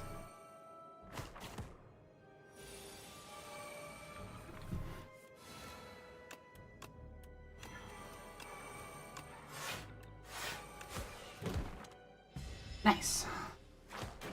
I can't believe I lost like a bunch of max health just because of the, I guess that's a risky take by having the NPC play it.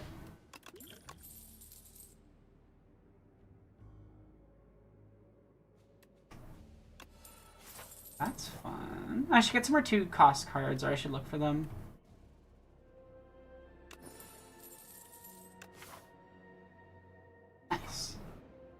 But Frank in the 80s was a progressive conservative. He had a particular period of active bigotry in the late 90s and early aughts, and later he started to work on himself and push back against his prior works. He consulted and requested that he be written openly horrible in a Watchmen comic, made a sequel to The Dark Knight Returns, specifically calling out Trump, among other things, and other stuff that would take too long to list here. Interesting. Well then, good for him for being less awful. I'm glad he is less awful now. I love the visuals in the sequel. There's such a nice improvement on the original game while like retaining what makes them good.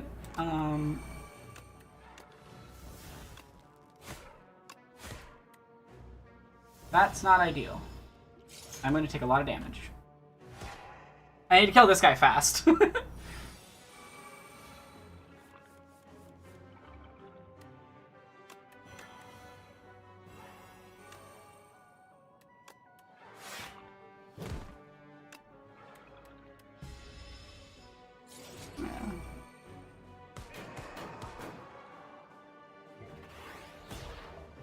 Rachel Gould is supposed to be, but the thing is, I don't know if I want Frank Miller touching Rachel Gould as a character, considering how he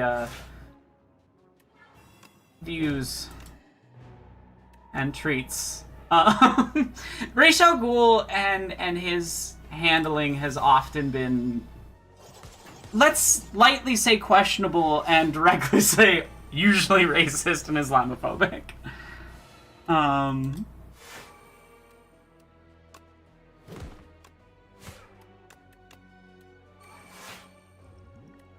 Damn, I'm gonna take a lot of damage.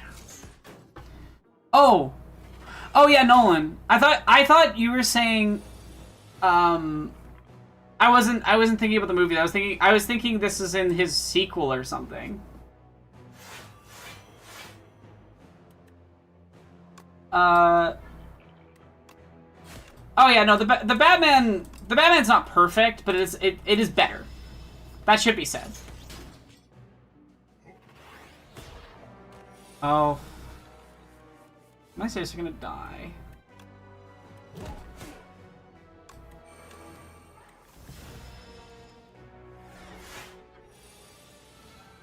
Yeah, we don't need another holy terrorist situation. I'm sorry, I misunderstood what we were talking about. So I was sitting here imagining another holy terrorist situation. At least the Arkham games got Ra's right. He was essentially an ancient white European dude in it. Yeah, kind of. That does work better. I think, like, a shitty white dude, like, appropriating poorly another culture works better for the character than what he is. Pretty much Prince Infidel. Yeah, Ra's is whatever foreign evil the story needs. Yeah, that's a good way of putting it, I would say.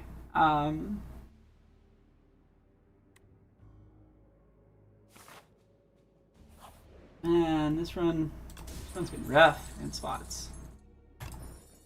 That's a nice relic, though. Not an amazing one, but, like, okay.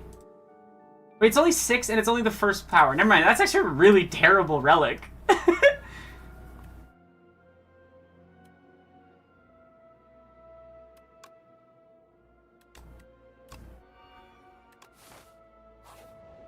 Ra's is a cultural appropriator by the words of his own creators. Yeah, that's true. I love the little animation for the new resting spots.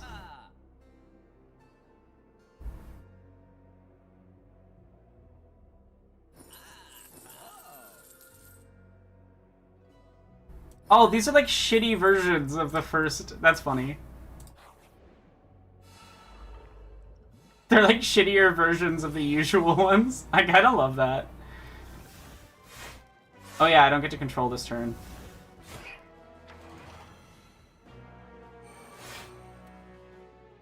Not a bad. At least the video game AI played that turn well. I might not have used some of those cards as early, but. Okay, that sucks. I was curious if cards that damage you would get applied to Osti instead, but they don't.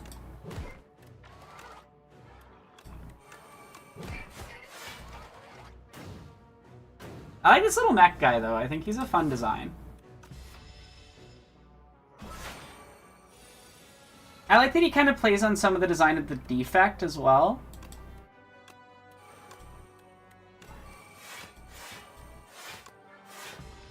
Damn it. I played that wrong. I forgot there's a card that comes back. Talia begging Bruce to go her shitty dad will never not be funny. True. Well, there's definitely some not funny parts to how Talia is handled.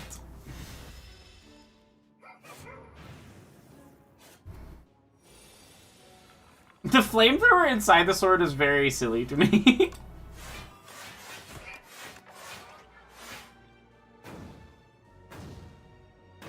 Yeah, this is gain 6 block for 1 power.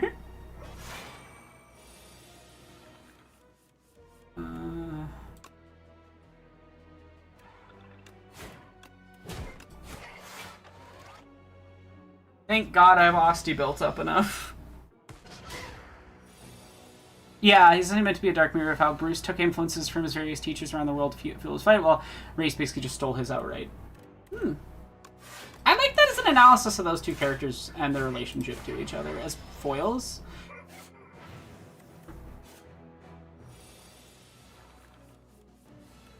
I think that's neat.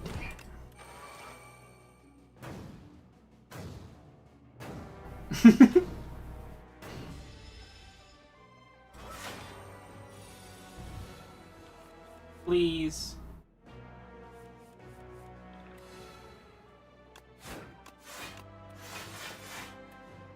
Well, at least I'll survive.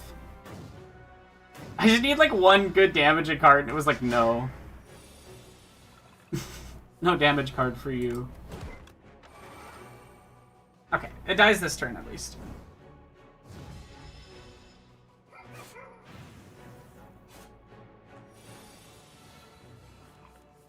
Or not. Okay. The Doom thing doesn't always seem to work properly, or doesn't always kill even when they're below the threshold. It's odd.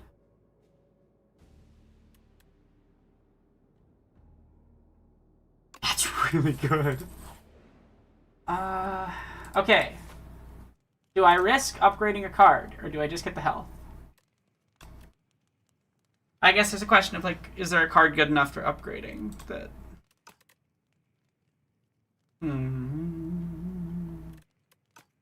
I'm just gonna heal. The fact that you can decide to kill Raish in the Arkham Knight DLC because he's technically already dead is a really interesting dilemma for Batman's code. Actually, here's what's funny. Canonically, Batman does not give a shit when someone's undead. Batman has killed a lot of vampires. Like, there's a lot of stories and Elseworlds and things where Batman's like, I don't kill. But you're already dead, so... doesn't matter. And I'm like, I don't know if you should be looking for technicalities on murder, my guy.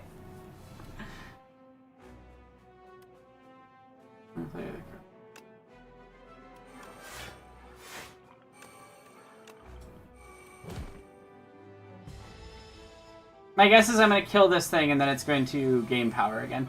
Which is interesting because, again, I keep noticing... Thank you so much for the donation, Six Cats. Thank you. I just want to go check what your message was, if there was a message. Slay that spire. Hell yeah. Thank you so much. Batman loves killing undead. Yeah, he does. He does. He's like DC Universe's Blade sometimes. And I think that's neat.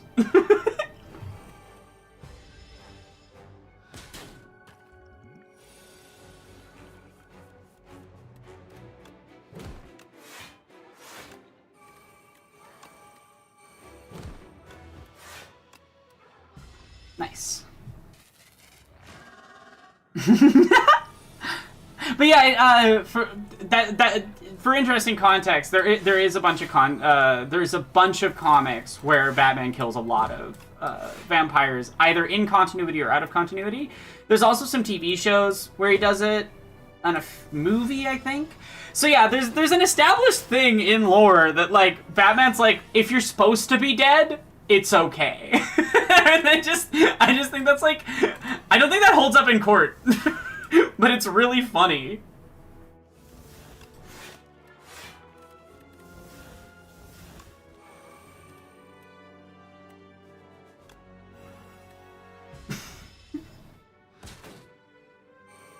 Yeah. Oh, yeah, no. I mean, the thing about Batman is that he's a malleable character that alters over time. So I kind of hate when people are like, well, that's not Batman. And it's like, well, it is Batman in these comics, but it's not Batman in these comics. So, like, which Batman are we talking about?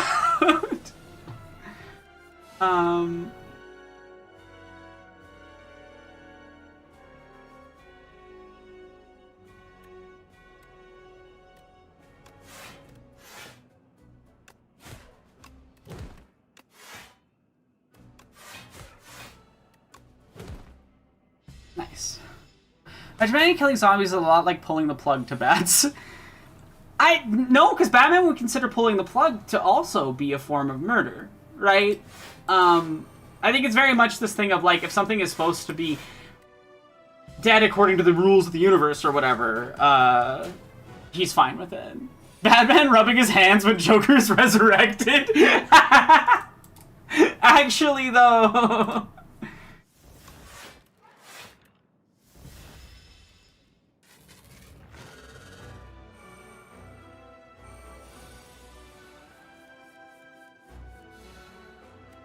Great. Interesting.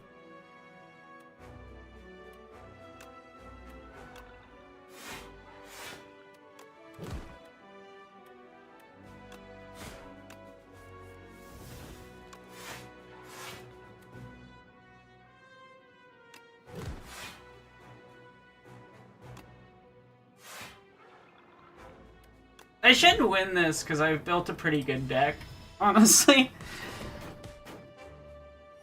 Hell, the Ninja Turtles unalive their arch nemesis in their first comic. Yeah, like, I think comic characters are often very malleable. And I kind of hate when people are like, this is the one true way they function. And anything that says anything different just doesn't know the characters. And then you're like, well, actually, I do know the characters, and I know that, like, these are, here's all the examples of the times where they do this, here's all the times where they didn't, here's all the times where they contradict that, like... It really does depend who's writing the character and when. And I would say that there's things that I think can, like, kind of count as a betrayal of the, like, central elements of who that character is and how they function. Like, I think at this point, if you do a Batman that kills, you're kind of missing the point of Batman generally. Not that it could never work, but it just isn't really, like, how we consider the character now. But his first depiction is him killing, you know? It really does depend on, like, who's writing and when. I had under the Red Hood's handling of Batman's no-kill rule because the comic where Jason died literally ended with Bruce trying to kill the Joker. Same! It annoys me. A lot of people forget this. Superman literally had to stop Batman from killing the Joker, and then, like, some of the writing pretends like Batman didn't care that Jason died. It's like, actually, no, it put Batman through an entire, like, I need to re-examine myself, because I actually, this is the thing that could push me over that barrier, you know?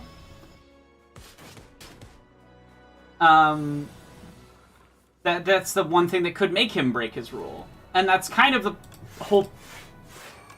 It's a part of the whole Jason thing. It's not all the Jason thing, because... Jason's death is a really wild story. Like, people hated the character so much they voted to have him killed, and then the writers were like, we're gonna make you regret that. Fuck you. And I think the writers were kind of right for that. Honestly. I think that was the correct move. Because it's kind of messed up that that people wanted this kid to dead. That is messed up. Did I beat the game? Big hand. I said I would make big hand, and I have correctly made giant hand. I'm gonna use a screenshot of my giant necro hand. This is fun. So that's the heart from the original game, but now like this guy is like messing with it, I guess. Vengeance, is it? No, thank you. Jason's death was honestly a bad story. Yeah, no, it is in a lot of ways. There's a lot of bad choices with it. Actually, the vote was partially rigged, but a lot of people still wanted him dead. Yeah, interesting. I didn't know it was rigged.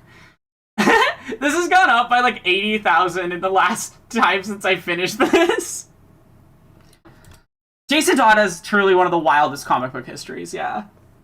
Just consistently a wild experience. So many unlocks. Nice. I love the programmer art sometimes. Who is worthy to enter the exalted spire? The capital gathers the most brilliant, formidable, and courageous from all the lands. 12 explorers formed an expedition advanced inside to make history. None made it back. 12? 12? Interesting.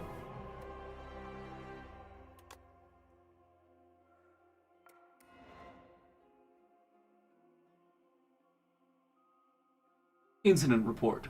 Date 2771. Accidentally entered a conflict between a boulder-throwing individual and flying automatons.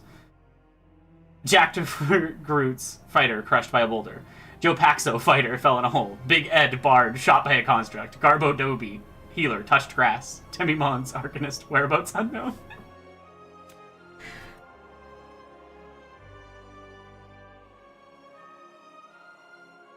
That's cool.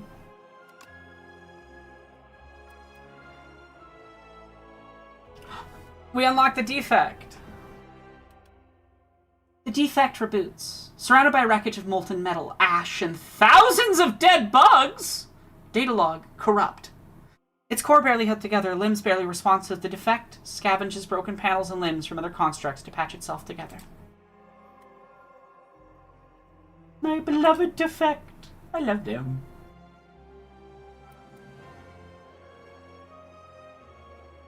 Enjoy the hunt?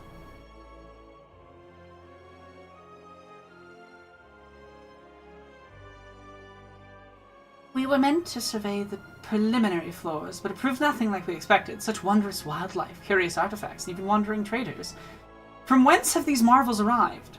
Our team seems intent on hoarding riches, but at least my enthusiasm is shared by Giovanni. We have fallen madly in love, and soon shall welcome a child into our lives. There's a lot more story going on with this one, which is interesting as a choice. Oh, that's stemming by quoting a Dreadlord from Warcraft 3. Oh! I feel like I do recognize that. Oh, it's... Do I not have all the characters unlocked? Interesting. There must be a secret character then. The ideal start. The ideal start is that card upgraded on defect. IMO.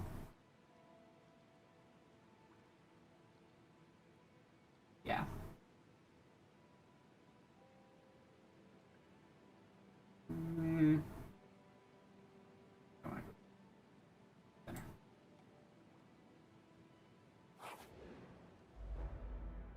Because you crave game systems.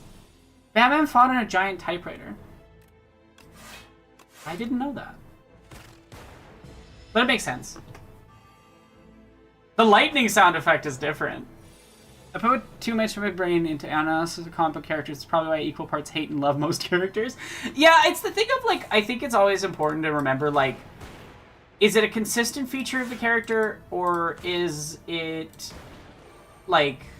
Oh. Oh, that's a funky design.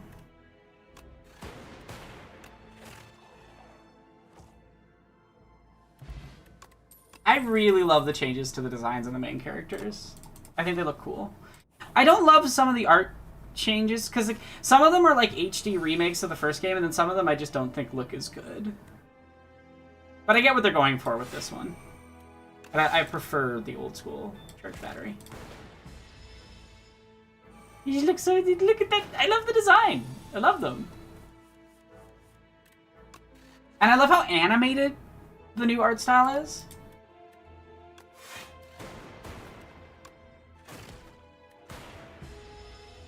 I kind of miss the old lightning sound effect. This one sounds too much like a gun to me.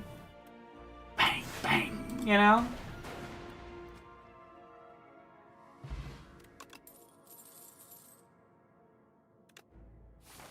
Ooh, that looks fun. Now I just need to get a frost card.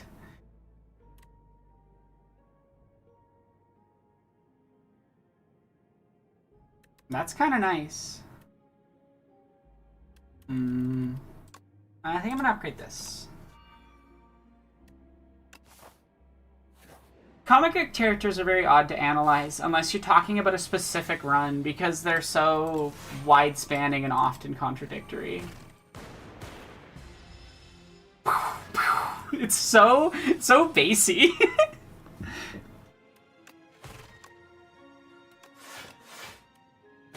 Also, if there's anyone, like, if there's any topics you guys want to ask about, or if there's anything you want to talk about, please put them in the chat.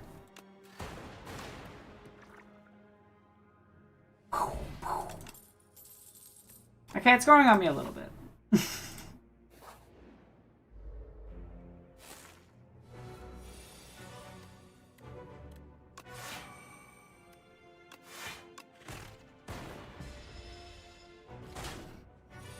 People insist Red Hood should only be a villain, genuinely get on my nerves. The Gotham Knights game has a lot of issues, but it's writing the Bat family, especially Jason's stellar. Cool to know. I think people that want Jason to be only a villain suck. I think it kind of misses the whole point of like what that character's trauma is and how they try to heal from it, and yeah, not good. IMO.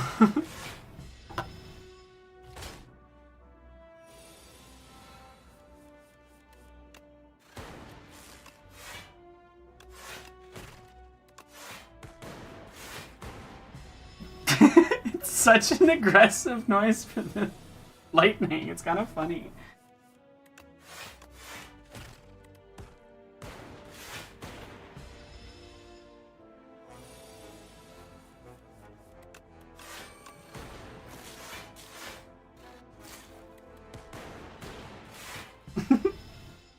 There's also an animated movie where Batman crosses paths with the Ninja Turtles. Is that based on the comic where they... where there's that famous panel of... Cowabummer, dude. About him losing his parents in an alley? Because that's one of the funniest things I've ever seen.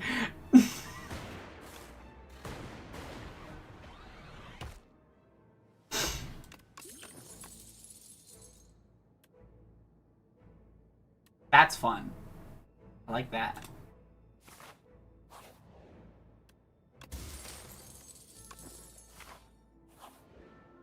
Interesting that chests now give gold as well as a relic. I think that's a good choice.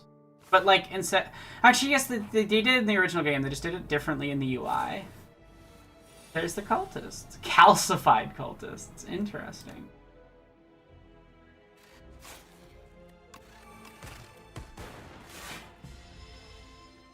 Making Frost do damage with a power is a fun choice. IMO.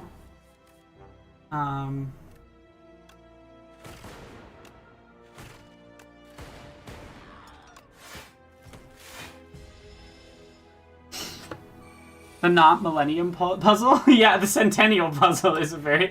No, this game has a very specific and fun sense of humor that I enjoy. There's a lot of like little reference-y bits, like Centennial puzzle.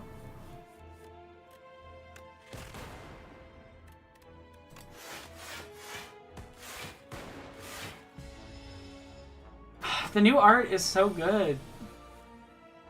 I like how gross and wet these guys are.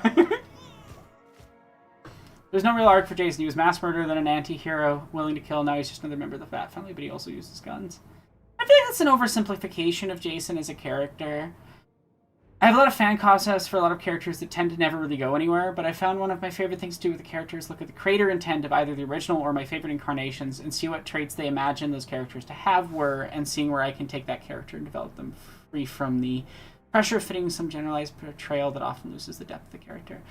I think it's a good approach, Jethammer. I also think like it's a good exercise to examine like why you like characters and what about them is engaging.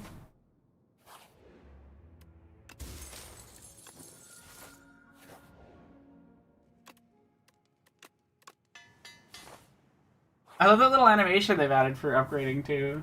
Or rather upgraded animation.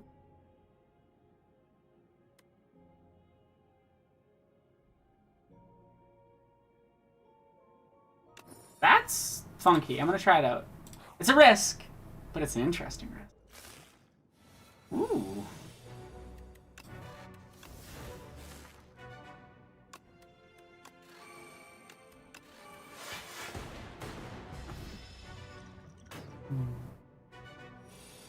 That's a lot of days.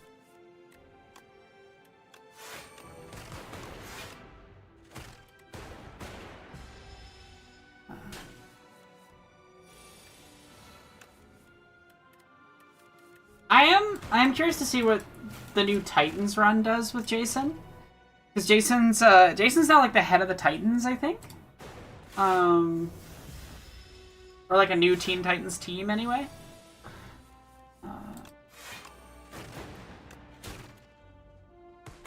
Man, this boss is annoying. You can only do 20 damage per turn, so.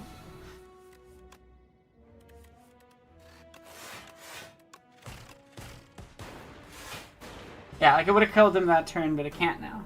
But I think it's kind of a clever design too, because it's a limited health, so makes it so you can kill him in 4 turns maximum. That's kind of nice. I like that they've added a like gain to this turn card for both.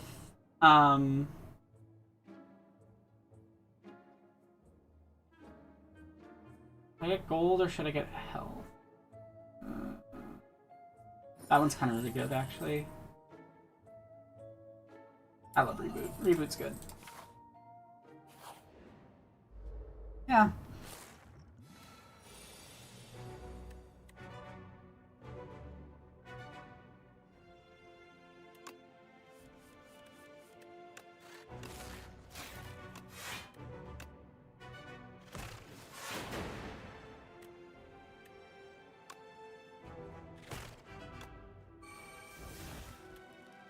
Unfortunate turn. Exploring a Jason and Damien dynamic, my own fanfic concepts. Jason being the cool uncle and genuinely a better father to Damien than Bruce is what I am envisioning. Interesting. Honestly, I don't love when people treat Bruce as like a shitty parent and or abusive, personally. I think it kind of misses the entire point of the character and how he takes kids in. Like, the point is that he's supposed to be a traumatized... He was traumatized as a kid, and he's trying to look out for other kids that are traumatized in similar ways. And, yeah,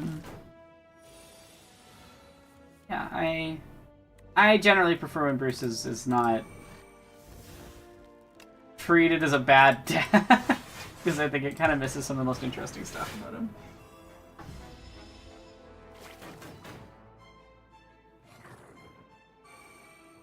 But I get why people explore that.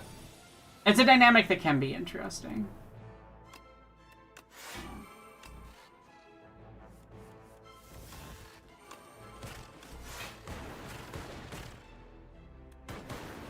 Nice.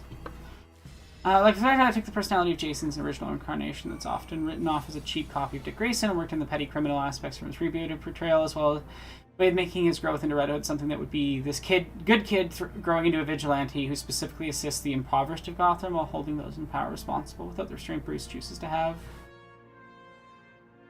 Oh, I see what you mean, Random Nerd. Yeah, no, I think that can definitely work. I think, like, struggling dad, that works. Bruce not knowing how to parent, no, he's not a bad dad. He's struggling with it. I think that's fun. I think that's a fun dynamic.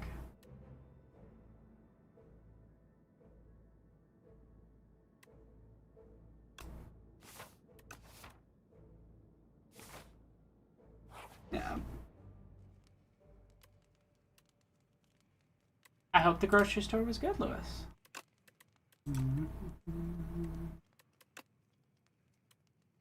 Do that. 8 damage a turn is nice.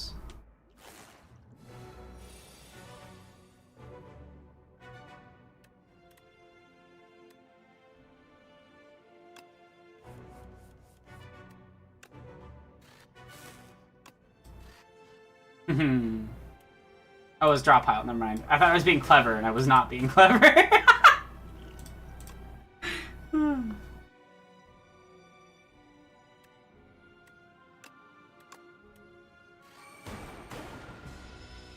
Not a fan of Grandmaster in the writing, but I do think they cooked with having Dick being the one to work well with Damien. I do like that element.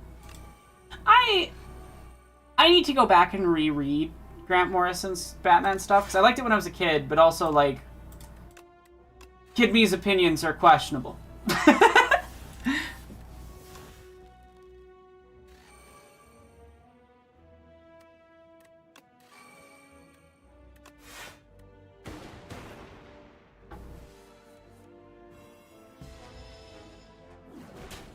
Still surprised that Damien continues to exist when comic book creators usually hate having their big superheroes have kids. But, like, Batman's whole thing is having kids is the thing.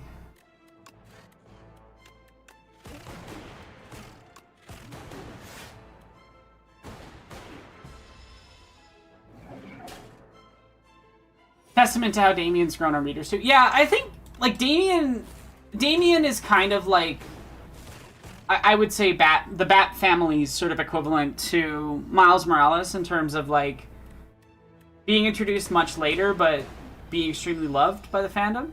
I also think Batman tends to have some, like, odd... It doesn't tend to follow as much some of the rules that other writers tend to do with their characters.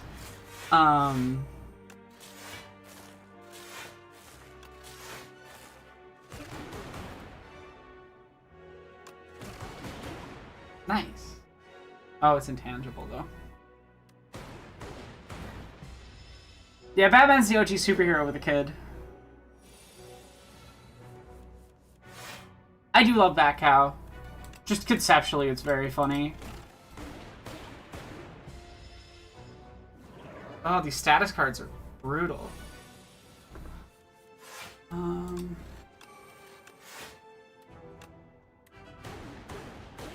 I am hopeful that I can beat this boss, but we might have our first death on screen very soon. Actually, no, I died earlier because of a really bad decision when I was playing as... What was I playing as?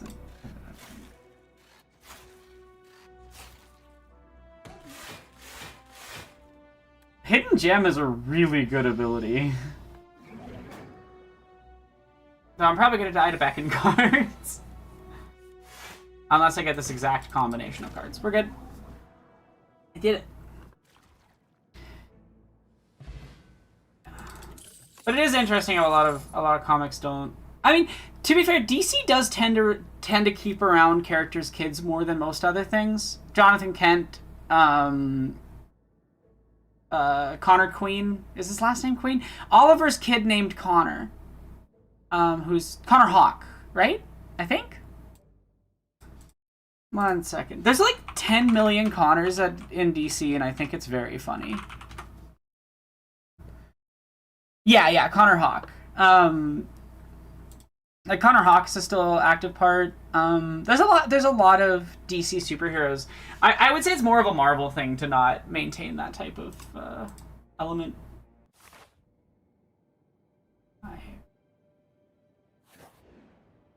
Hello, Blobby Dragon. I like this melting dragon.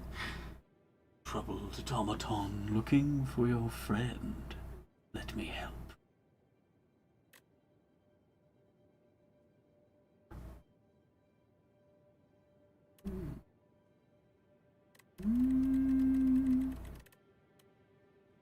This one's really good, actually. Like, it sucks to lose a bunch of my good cards, but it's worth it for the bonuses. Having a ton of upgraded cards.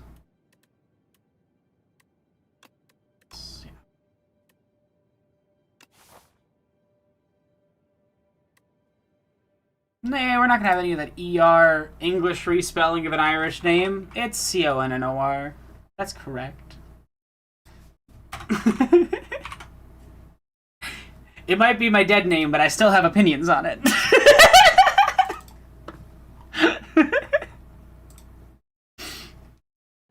Okay, what was it doing?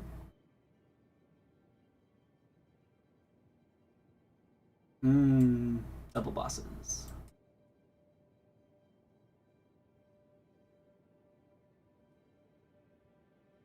You should just always, like, when learning this game, it can be hard to fight elites, but it's almost always worth it to just risk it and gain,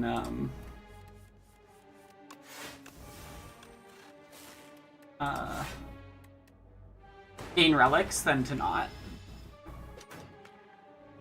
I'd probably read a back solo comic series for the hell of it.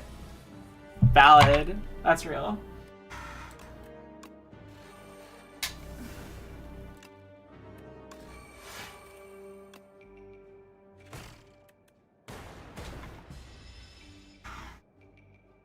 There's a lot of Arrow kids, yeah.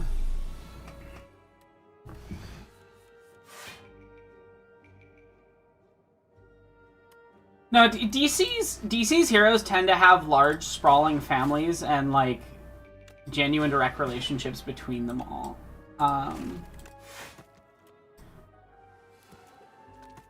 Nice.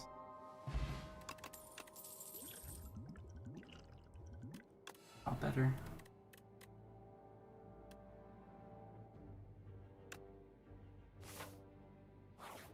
I really need orb slots. I need that up. What is divining?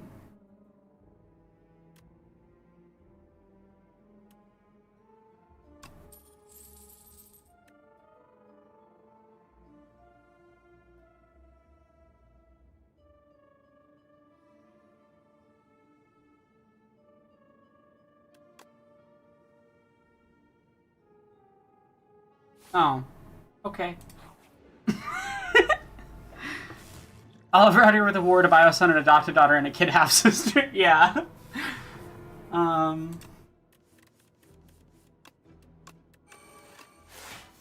Boot up sequence is such a nice card because it can often mean that you can do your first turn and like not care too much about damage.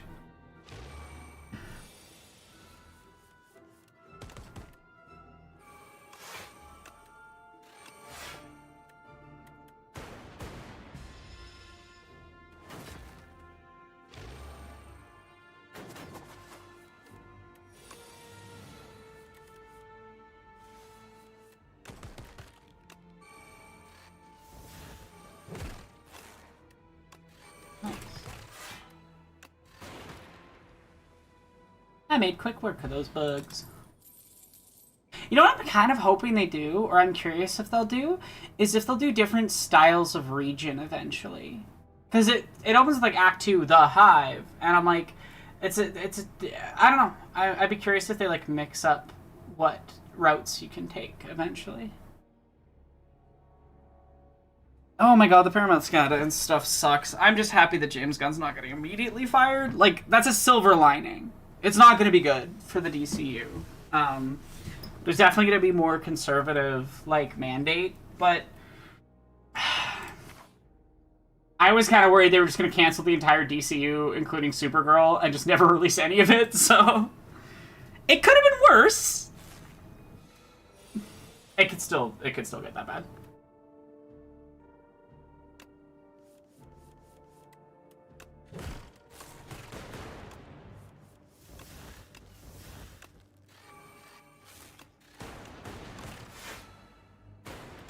Oh, damn.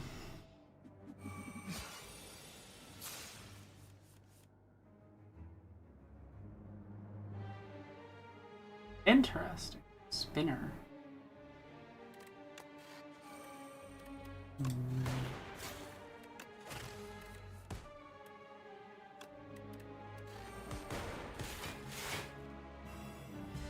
Tax write-off, yay.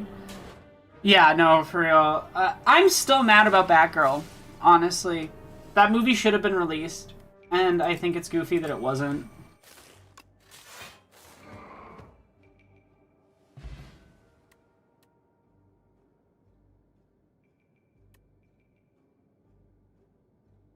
That merge is going to take until 2030 to finish at least. Paramount's in debt, but WB has 5 times that debt, which Paramount's inheriting. They're likely going to own WB for a year or two and sell them. Well, that's the thing. They've been degraded to junk status for banks and stuff. Like their credit is set as junk, which means that they basically can't get any loans at all. That's a cool new card.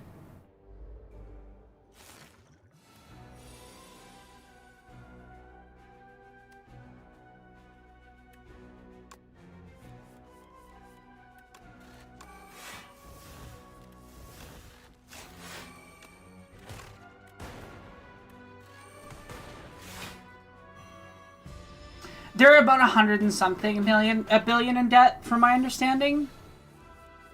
Which is more independent artists to create something better in retaliation with this bullshit. Yeah. I also just think we need better anti-monopoly laws, or at least for them to be applied at all. Part of the problem is that, like, these companies can just kind of consolidate and consolidate and consolidate endlessly without any consequence or effect on them that's negative.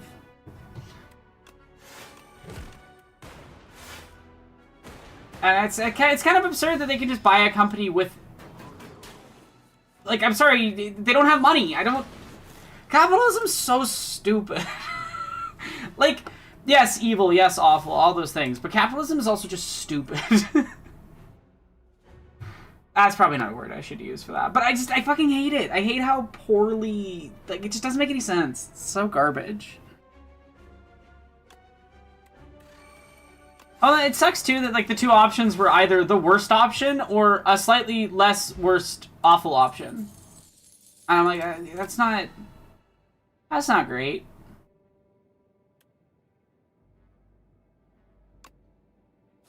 Wait, did I not check what that power... I did not register what that power was, I'm not gonna lie. I should have. That was silly of me.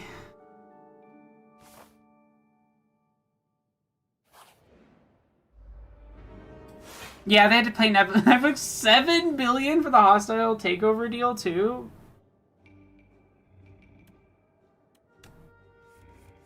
How is it legal?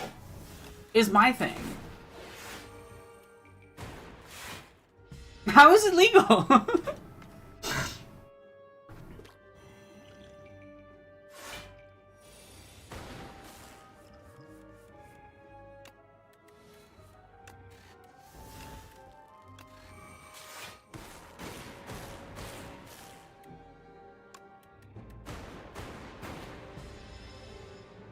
Given the government had to step in, I know it fully is. Yeah, that's the thing!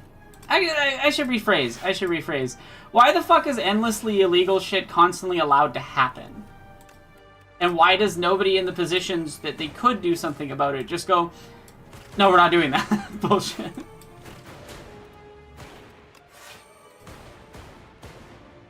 It's only mostly legal. Yeah, classic.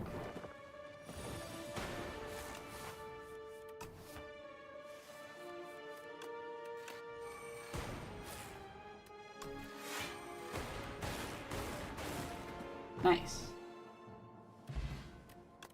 It's just ridiculously bad for everybody involved.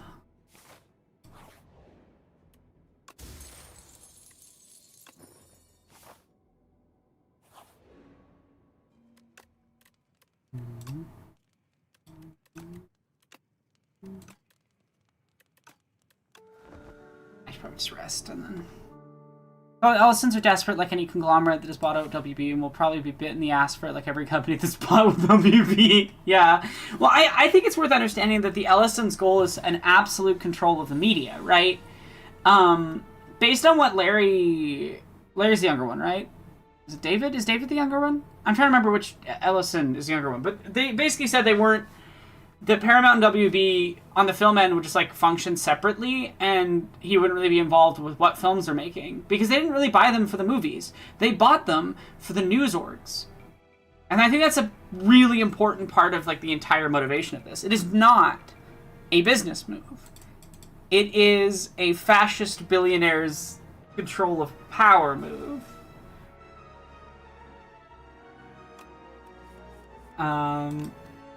And they make that really blatant. They really do.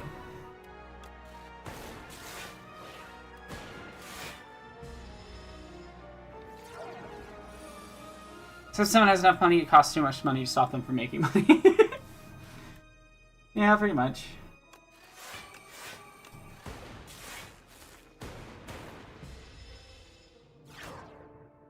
I need to kill this guy before this activates so that I can hopefully destroy. No! Agony. I needed to hit the boss. Time is money, friend. Anytime someone puts like a money is thing, my brain just immediately thinks of that sound.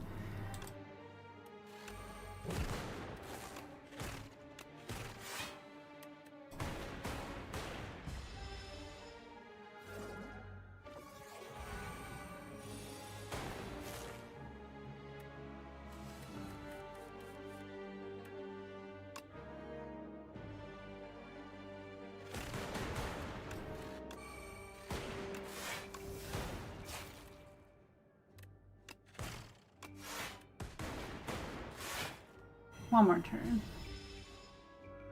They don't make any money off of anything they own, though, the amount which is needed for them to hold on to CNN in the case of a movie. I don't think they care. I think they just want to either control or destroy any media that can oppose Trump. I honestly think that's half the goal of a lot of this. Like, I don't think they care about the money because they're so isolated, it's like not gonna affect them, you know? The consequences won't be put on them, it'll be put on the companies themselves. And they'll probably make money off of the company failing anyway.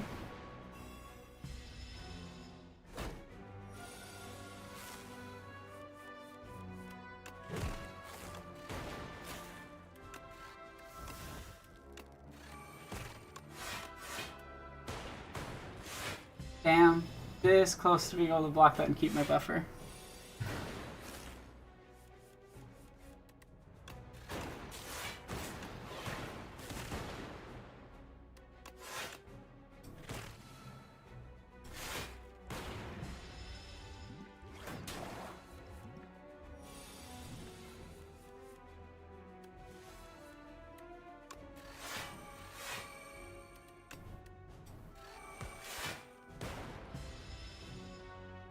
I'm actually kind of really growing on the like really punchy lightning sound effects. They're growing on me. It does sound too much like a gun though. Very interesting between Microsoft putting the head of Core AI as CEO of Microsoft Games, Sony choosing to limit availability of their games in a hopeless effort to sell more overpriced hardware nobody's capable of buying, Paramount and WB making actually the worst decisions for both their companies and the art producing them. Yeah, no. I think American cultural hegemony is just kind of dead.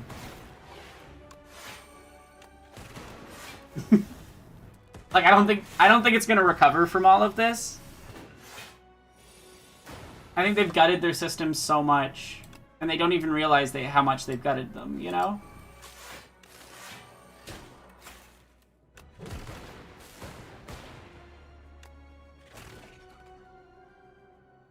Is that a mini boss or is that a raid? No, that was a mini boss. Nice. That's kind of funky. So it involves Hollywood being controlled by a fascist billionaire world leader, and they start in their own propaganda movies as a way to show capitalism. Sorry. True.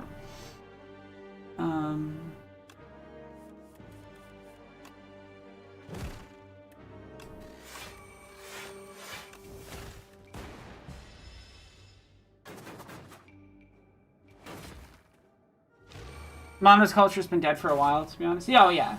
But I just mean that, like, even just the structures and the companies and stuff are dead in the water now.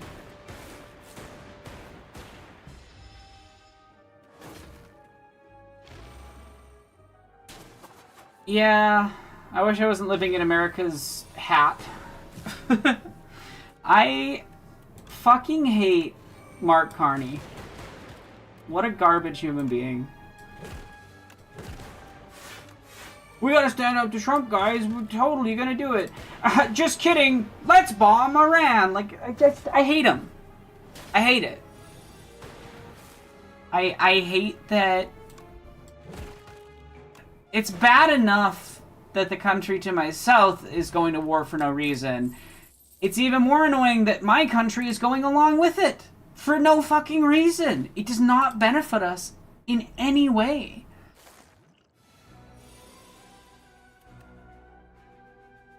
Yeah. Or was the death of the studio system? No, Lewis, that was Carney.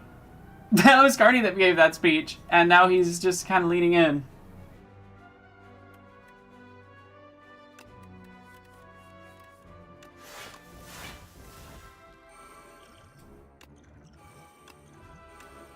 I'm not losing to this thing again. Death of the studio system in Hollywood during the 70s? Oh, very similar. I have no idea what's going to come out of this, but I do think that there is a lot of parallels to... That is a really good point. There is a great number of parallels between this and the collapse of the studio system. Where the old way of doing things just fell apart.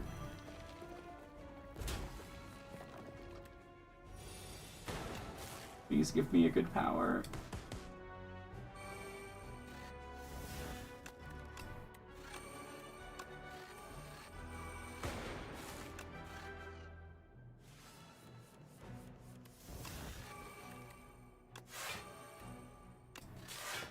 Nice.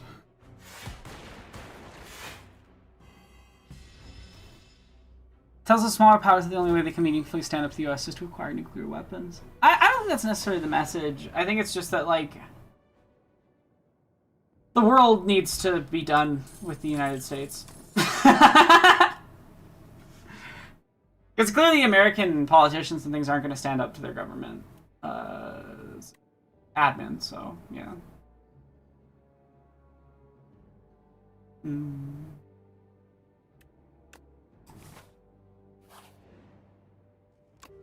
Damn. It would have been really nice to dig there, but... There's another out of the studio system collapse, including David Lynch's debut. He's hoping that can happen again. Maybe. Hopefully I can make him.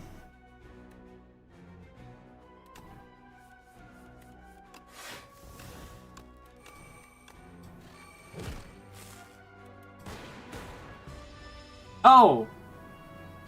Oh. I didn't...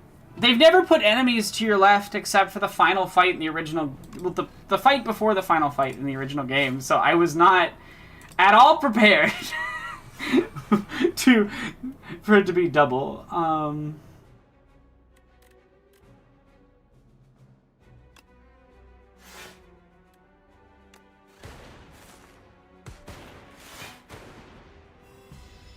So it's good that I have some cards that help with that a little bit. Okay.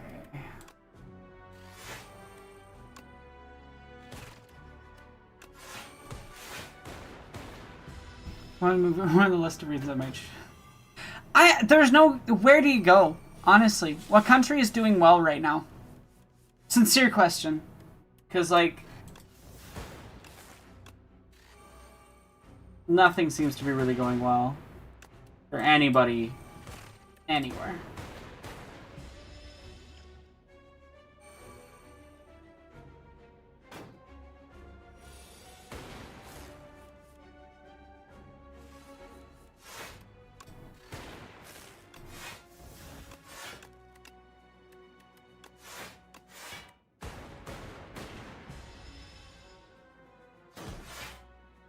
Yeah, I wish Canada was some type of utopia or amazing thing, but no, not even slightly.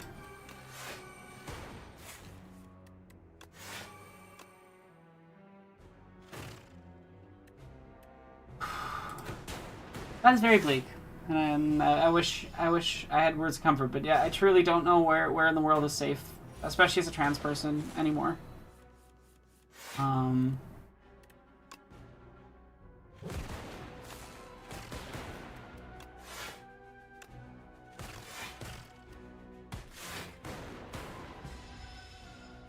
Yeah.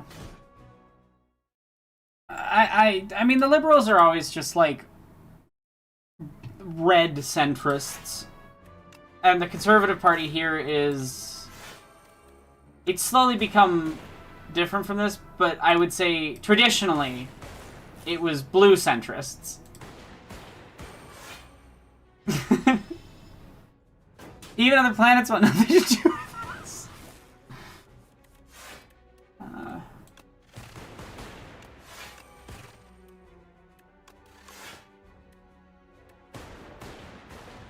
Nice. I'm successfully unlocking things.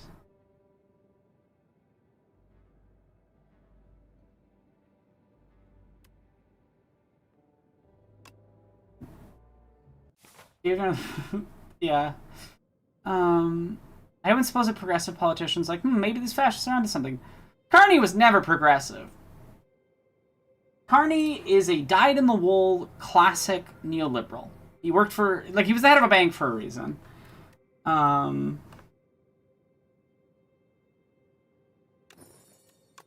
That's worth it. I think that's worth it. It might kill us. We'll see. I'm gonna go this route. Other planets live in the blissful ignorance of us. To some extent, maybe.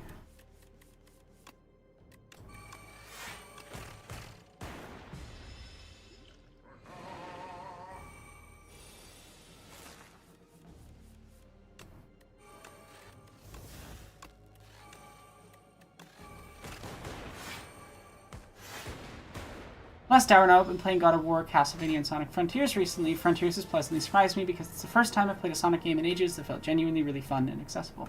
Cool. I honestly wish that I enjoyed Sonic games, but everyone I've ever played, I kind of came away with, including the originals. I think the Sonic character is fun. And I think the fandom is chill.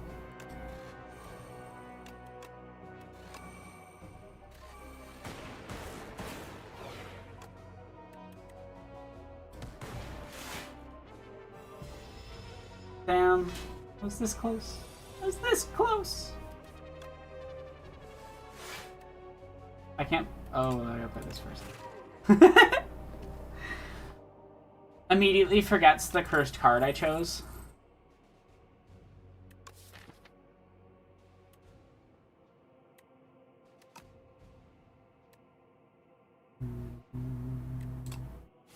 This is a quite good card.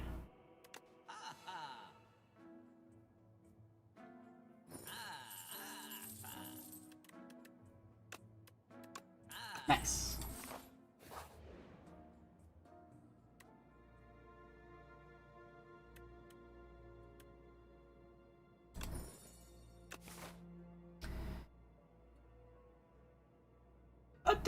Maybe it's because I only interact with, like, queer Sonic fans. But I don't know, I think the fandom's like generally seems to make a lot of cool art and stuff. And I just think fandom art is cool.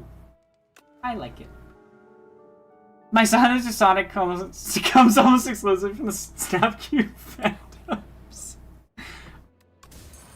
A lot of my knowledge of Sonic is definitely affected by that.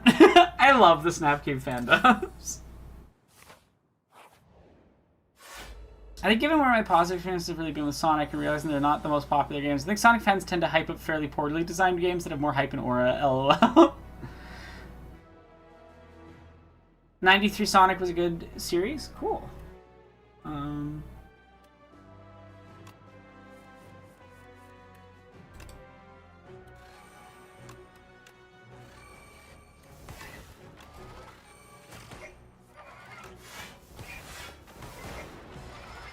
Oh yeah, and every time I exhaust.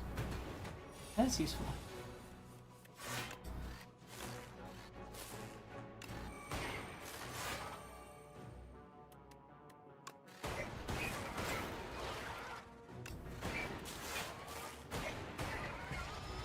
Like the fandom of Eggman trying to turn the U.S. healthcare system evil and Shadow informs it was just as bad, if not worse, than any of his ideas.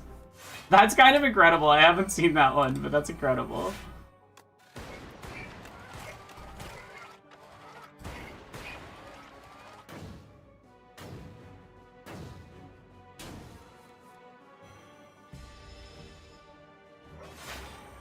That actually worked out so nicely because the cursed card got shifted to my discard.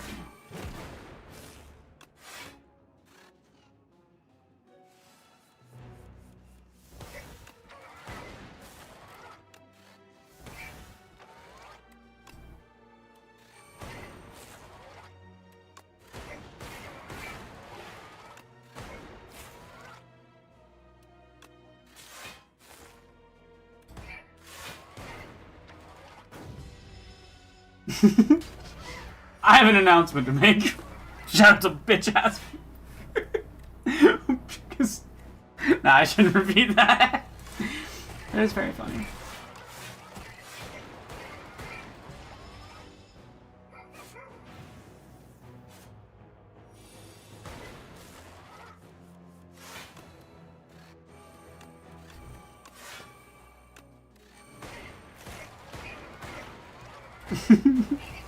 I'm gonna piss on the fucking moon!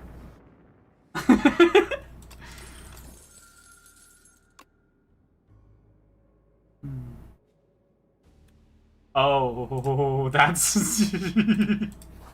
that's an evil card for me to get right now.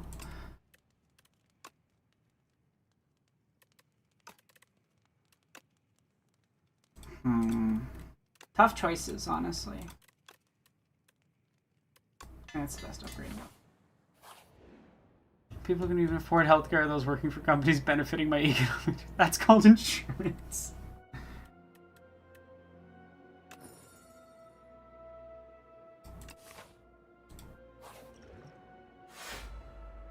There's a lot of, like, weaker relics this time around.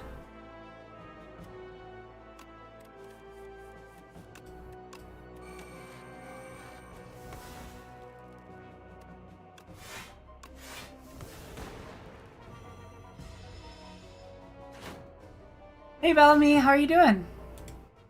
Yeah, it is out. It's fucking awesome. All the new cards are great. The new characters even more so. I am thoroughly enjoying a very good sequel to one of my favorite games. I highly recommend it. Oh no, what happened?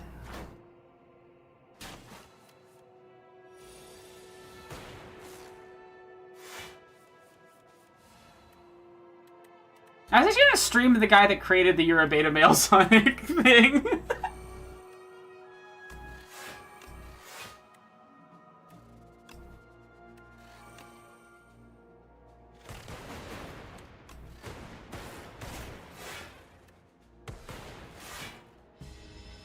Have a good one, Prince Infidel. Thanks for being here.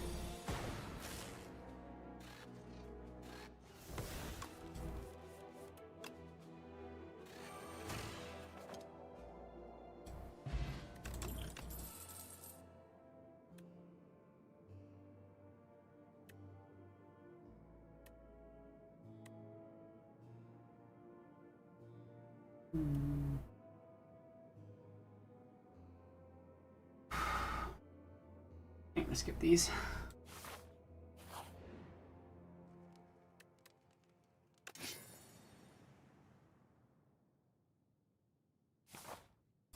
Potion-shaped rock is really funny. That's really funny, oh my god.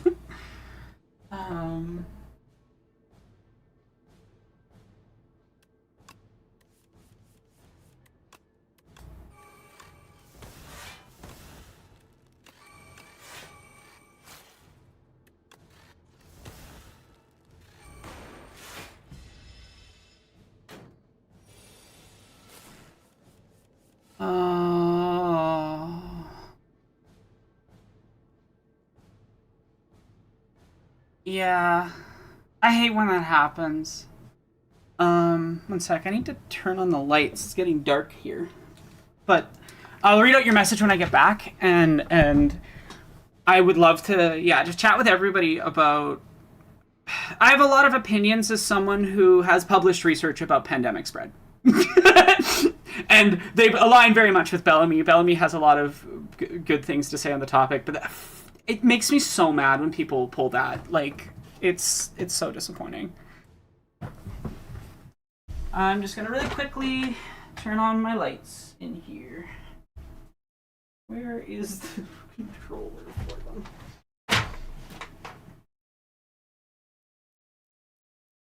There we go. Okay, I have light. Okay, I am back. But so Bellamy's saying a popular podcaster who covers, among other things, public health, whose co-host has expressed some really shitty public health opinions in opposition to folks advocating masking and clean air. So you're not that opposite of an asshole, IMO Bellamy. Good job looking into their bullshit. When Rio validating looking deeper into his public opinions, and they're less than half bad, which is to say they're liberal. You're not an asshole, and for having to reevaluate someone. I think we all have to reevaluate people sometimes. I've had people that I thought were my friends that I had to like really take a deep look at a lot of things that I was even unintentionally overlooking about their behavior around me. After like they did a really egregious thing. I think very often, if you're not someone that wants to be angry and miserable and hate people, we tend toward wanting to believe that someone has even just slightly good intentions in mind. And unfortunately, sometimes they really don't. And it takes something drastic to make us more aware of it. And I don't think not wanting to give like people the benefit of the doubt is a bad thing. It's really like the last couple of years have made me really struggle with that, because on one hand, like I really, I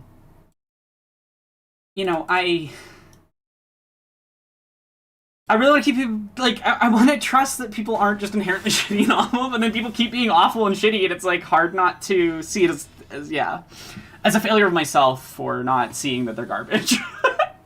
By simply, I see, that makes sense. That makes total sense. Yeah, I guess I haven't done myself any favors, but simply choosing to ignore the person's opinions from here on out. No, but I think it's fair to go, what the fuck happened here and why? And why did I fall for this person's bullshit? I definitely have those times where I've had to, like, examine. Just really understand why this person's awful.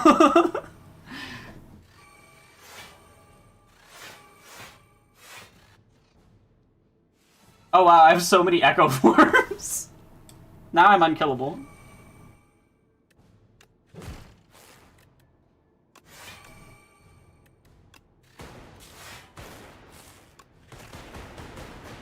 Nice. But yeah, getting under the topic of COVID and masking and things, wear an N95 at minimum.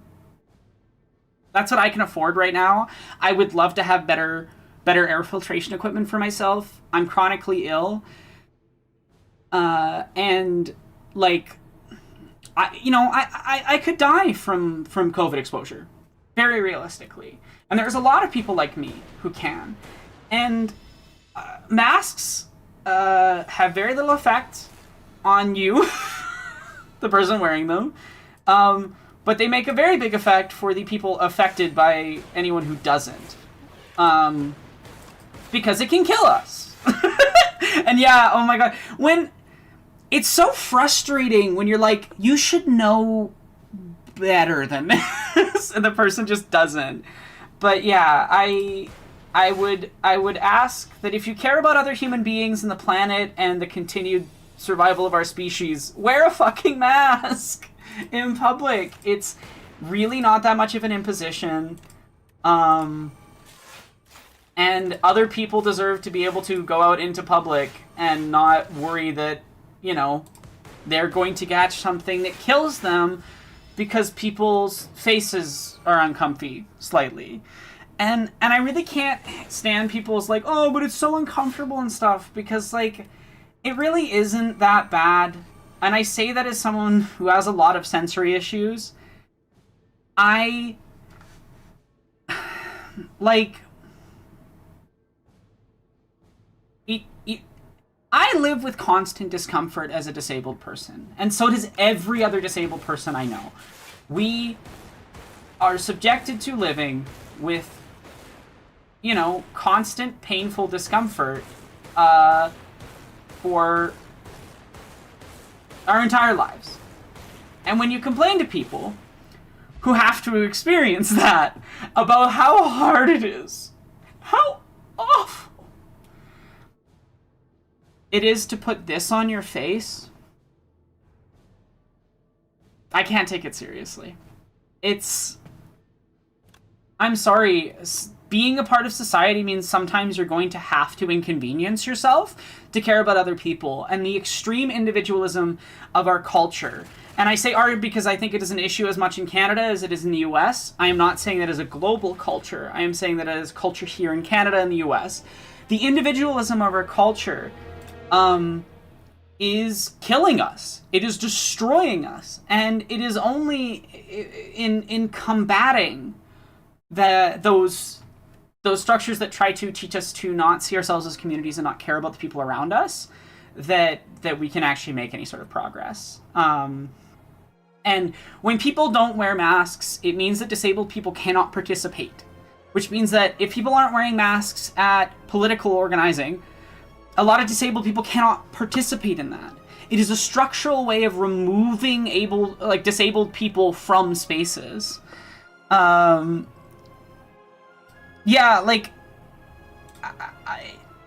People have just gotten worse and worse about the masking issue, and we just let 50,000 people plus a year, as Bellamy put it, 50,000 plus people die a year from flu for no reason.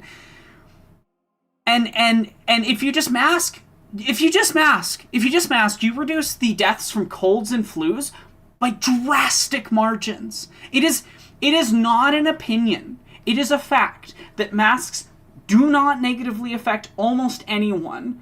I think there's some very rare cases of very specific things and the other thing that drives me bonkers is we don't have good filtration systems in public spaces, but more importantly, we don't have them in schools. I'm sorry, we should be protecting kids from getting sick all the time. And the thing about COVID is that this is not an opinion, this is a well-documented, well-researched, and we don't even know the full extent of the damage yet either, well-researched fact, that it can permanently disable you. It commonly permanently disables people in some way. And I don't know why some people say it's ableist to be mad when structures purposely disable people, and I don't agree. It is wrong to disable people on purpose. It is wrong. It's not okay. And I truly do not understand why we are allowing constant damage of our immune systems and the immune systems of people around us. COVID has an effect that can permanently damage your immune system, and a repeated exposure increases that, right? I do think that there is a lot of parallels to be had between the HIV epidemic and COVID. And I don't think you can separate the lack of care in the 80s, spurred by transphobia and anti-blackness, because a lot of people don't talk enough about how much the HIV/AIDS crisis was driven as much by anti-blackness as homophobia, because they didn't care about our communities. They stopped caring about public health, and that effect, that cultural effect, has lasted until now. And it's why there's countries in the world where masking became a commonplace thing 10, 20 years ago, before COVID ever happened, and here we have to argue with people to just not... Well, it's not just long COVID, Starbush. You can get a short temporary COVID, and it can cause permanent damage to your vascular system, for example. There's increasing evidence that every time you get COVID, it actually damages sections of your brain. Not in such a way that you can never heal from it, but it is damaged. It's damaged tissue. It damages organs. Even if it isn't long COVID, even if you don't have a long form of it, you can be permanently affected. And yeah, the schools thing. Yeah, and good point, Lewis. Florida took away a lot of public funding for HIV meds. Yeah, federal level as well.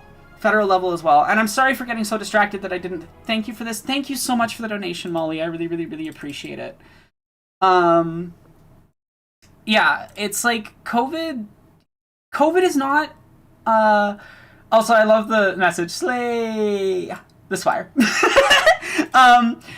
Like, COVID is not a minor thing. It is disabling. It is extremely damaging to public health. It increases your risks for other health problems. Yeah. No, thank you, Bellamy. If we don't talk about this, nothing changes. And even if I can get the 18 people watching right now to wear masks, that's a victory. Not that the 18 people don't already wear masks, because most of you probably already wear masks. Hey, Molly. I was wondering if it was you. How are you doing? Yeah, like, I think... Thank you so much, again. I just think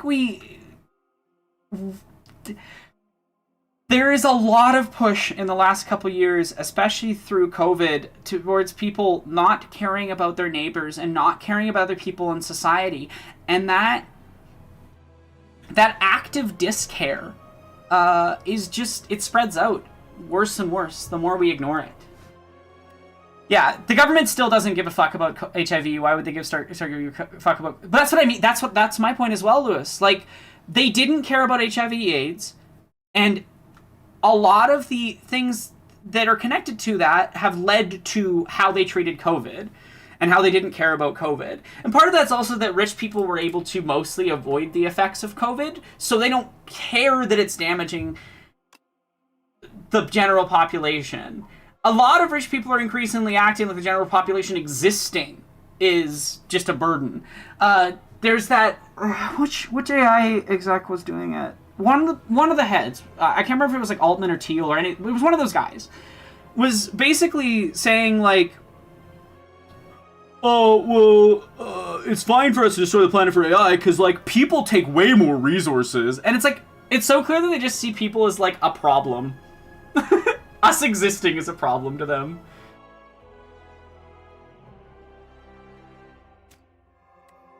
Not ancient or above. Living Rainbow maybe swimming around in the second act. Interesting. It was Altman? Yeah, that doesn't surprise me. Altman wants to end humanity. Like, that's his goal. That's the other thing that's so maddening about this era is just, like, you talk about what these people actually believe and you sound like you're making it up or you're lying. And it's like, no, they actually want us all dead.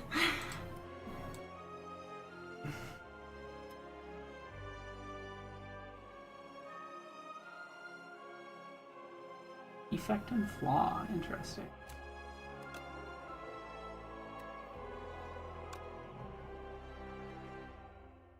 Cool. Well, and that's the thing, Jet Hammer. Like, they see people taking resources. Oh, it takes 20 years to teach someone, so, like, actually this is fine to destroy the planet. It's like, it's such a nonsense argument. Oh, yeah, I saw you say that in the, culture industry. Yeah. I'm so glad that you and Sarah got to have, like, a nice visit. I can't imagine dealing with long distance, so I'm glad that you guys got to have a really nice time together. And, like, getting a brain reset right now is really good. My parents just got back from traveling yesterday. And, one second. But my parents just got back and from vacation. My brother and their partner saved up a bunch of money for ages to go backpacking across, like, a bunch of different areas in Europe. And then my parents decided to, like, meet them out there so that they could split costs of places to stay, so it was cheaper. And that way they got to travel together. They mostly like going to, like, museums and historical sites and stuff. They did, like, a walking tour of Rome. But it's just...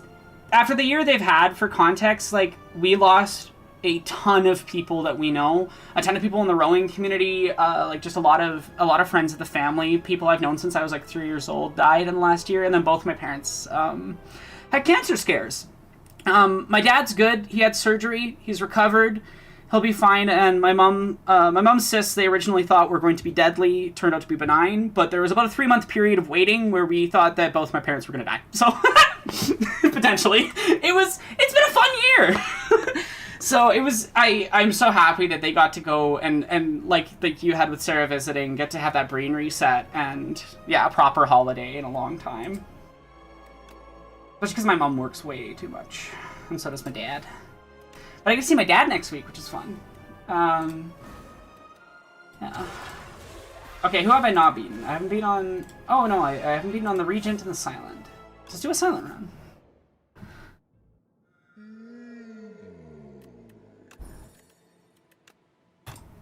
Yeah. Yeah. No, I'm glad we're dealing with the Canadian medical system and not the American. Not that our system is particularly great, but it's less bad. They mostly only tax you large amounts of money if you're disabled like me and need constant medication.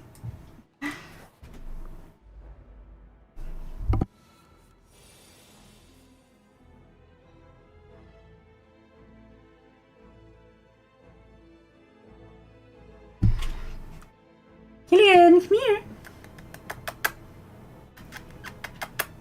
Come here, buddy.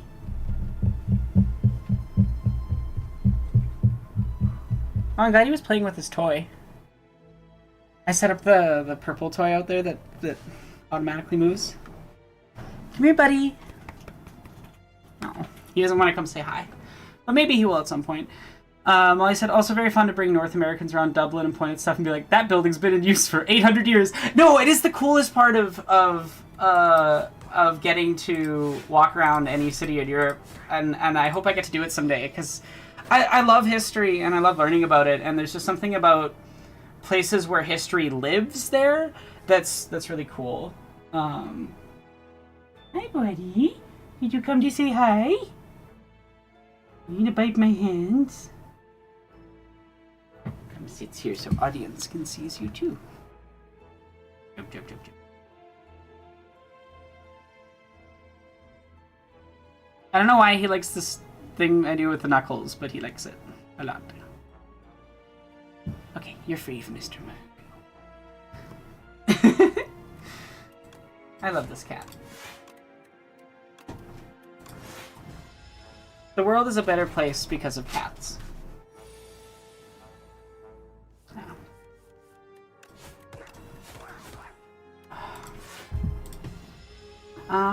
I honestly might wrap up stream in like 20 to 30 minutes. I'm having some wonderful cramps thanks to my guts, so. Chronic pain is gotta be the worst invention of random evolutionary genetics. Aw, corgis are so cute. That's fun if I get some good poison. I love cats. Cats are the best.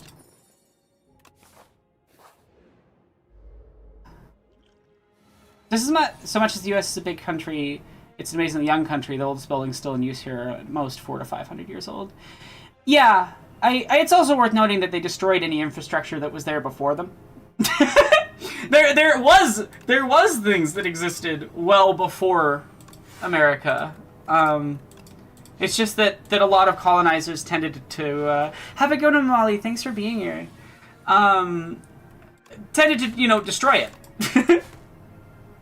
Yeah, a lot of indigenous earthworks, but it's not just earthworks. Depending on the region, the U.S. is a very large space, right? With a lot of different cultures that had drastically different ways of living. There was a really cool recent discovery around ancient civilization in, I think, Germany. They found, or there's a recent study that argues that, argues, so that doesn't necessarily mean it's true, but there's a recent study that argues that there's these markings on the carvings of the people in that area These are dated from somewhere between 35,000 and 40,000 years ago. That it is sort of a proto-writing form. Sort of similar to proto-cuneiform, which was like the forms of cuneiform before it became a full-blown written language. So it indicates that we may have been engaging in things that resemble writing, including comprehension of numbers, much farther back than originally assumed. And we keep finding these things that show that humans have existed, or aspects of our tool building and stuff has existed in a lot of places in the world a lot longer than originally thought. And I just think that's neat. I love history. Yeah. I'm sorry, both of our stomachs are hurting.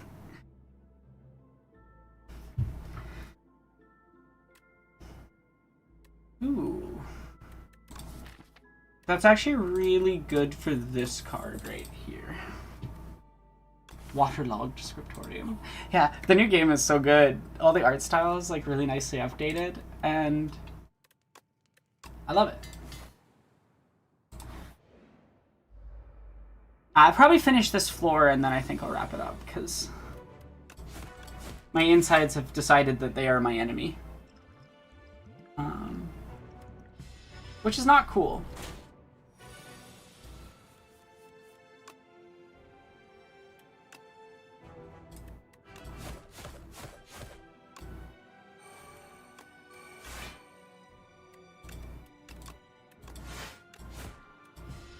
Hi, buddy. Is there anything I can do for you, little man? Honk. I love this cat. He's so silly. He's just a silly guy. You guys can't see him, but he's like right here.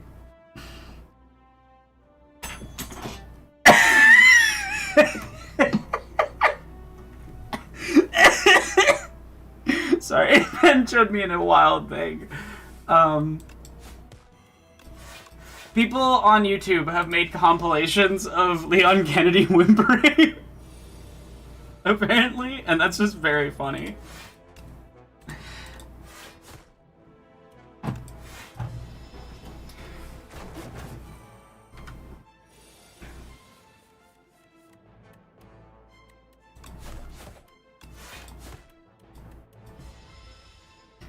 I love when humans are proven wrong. Like that cow that was recently caught using a tool to scratch on itch. It couldn't get that. Threw a bunch of scientists for a loop. Yeah. Without I feel less bad for doing a self-insert fan fiction. Might as well imagine myself living in a world I could be happy in. Fair. Fair. There's nothing wrong with writing something a little self-indulgent every once in a while. Mr. Magoo, you're so fluffy.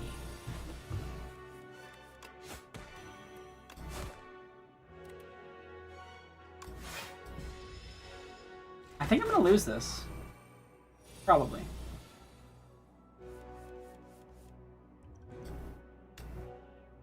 Please, usable cards. No. That's it. We're done. Well, it's a good time to end stream then, since the run is over. Thank you guys for hanging out. I hope you enjoyed it, and I'm gonna go rest and relax. But thank you for being here, and oh, this is really wonky. I need to fix that sometime. Y'all have a really good night, and wear a mask. Okay, I'll be streaming more consistently, hopefully, if my body stays good. But thank you guys for being here, and have a really lovely evening. Bye.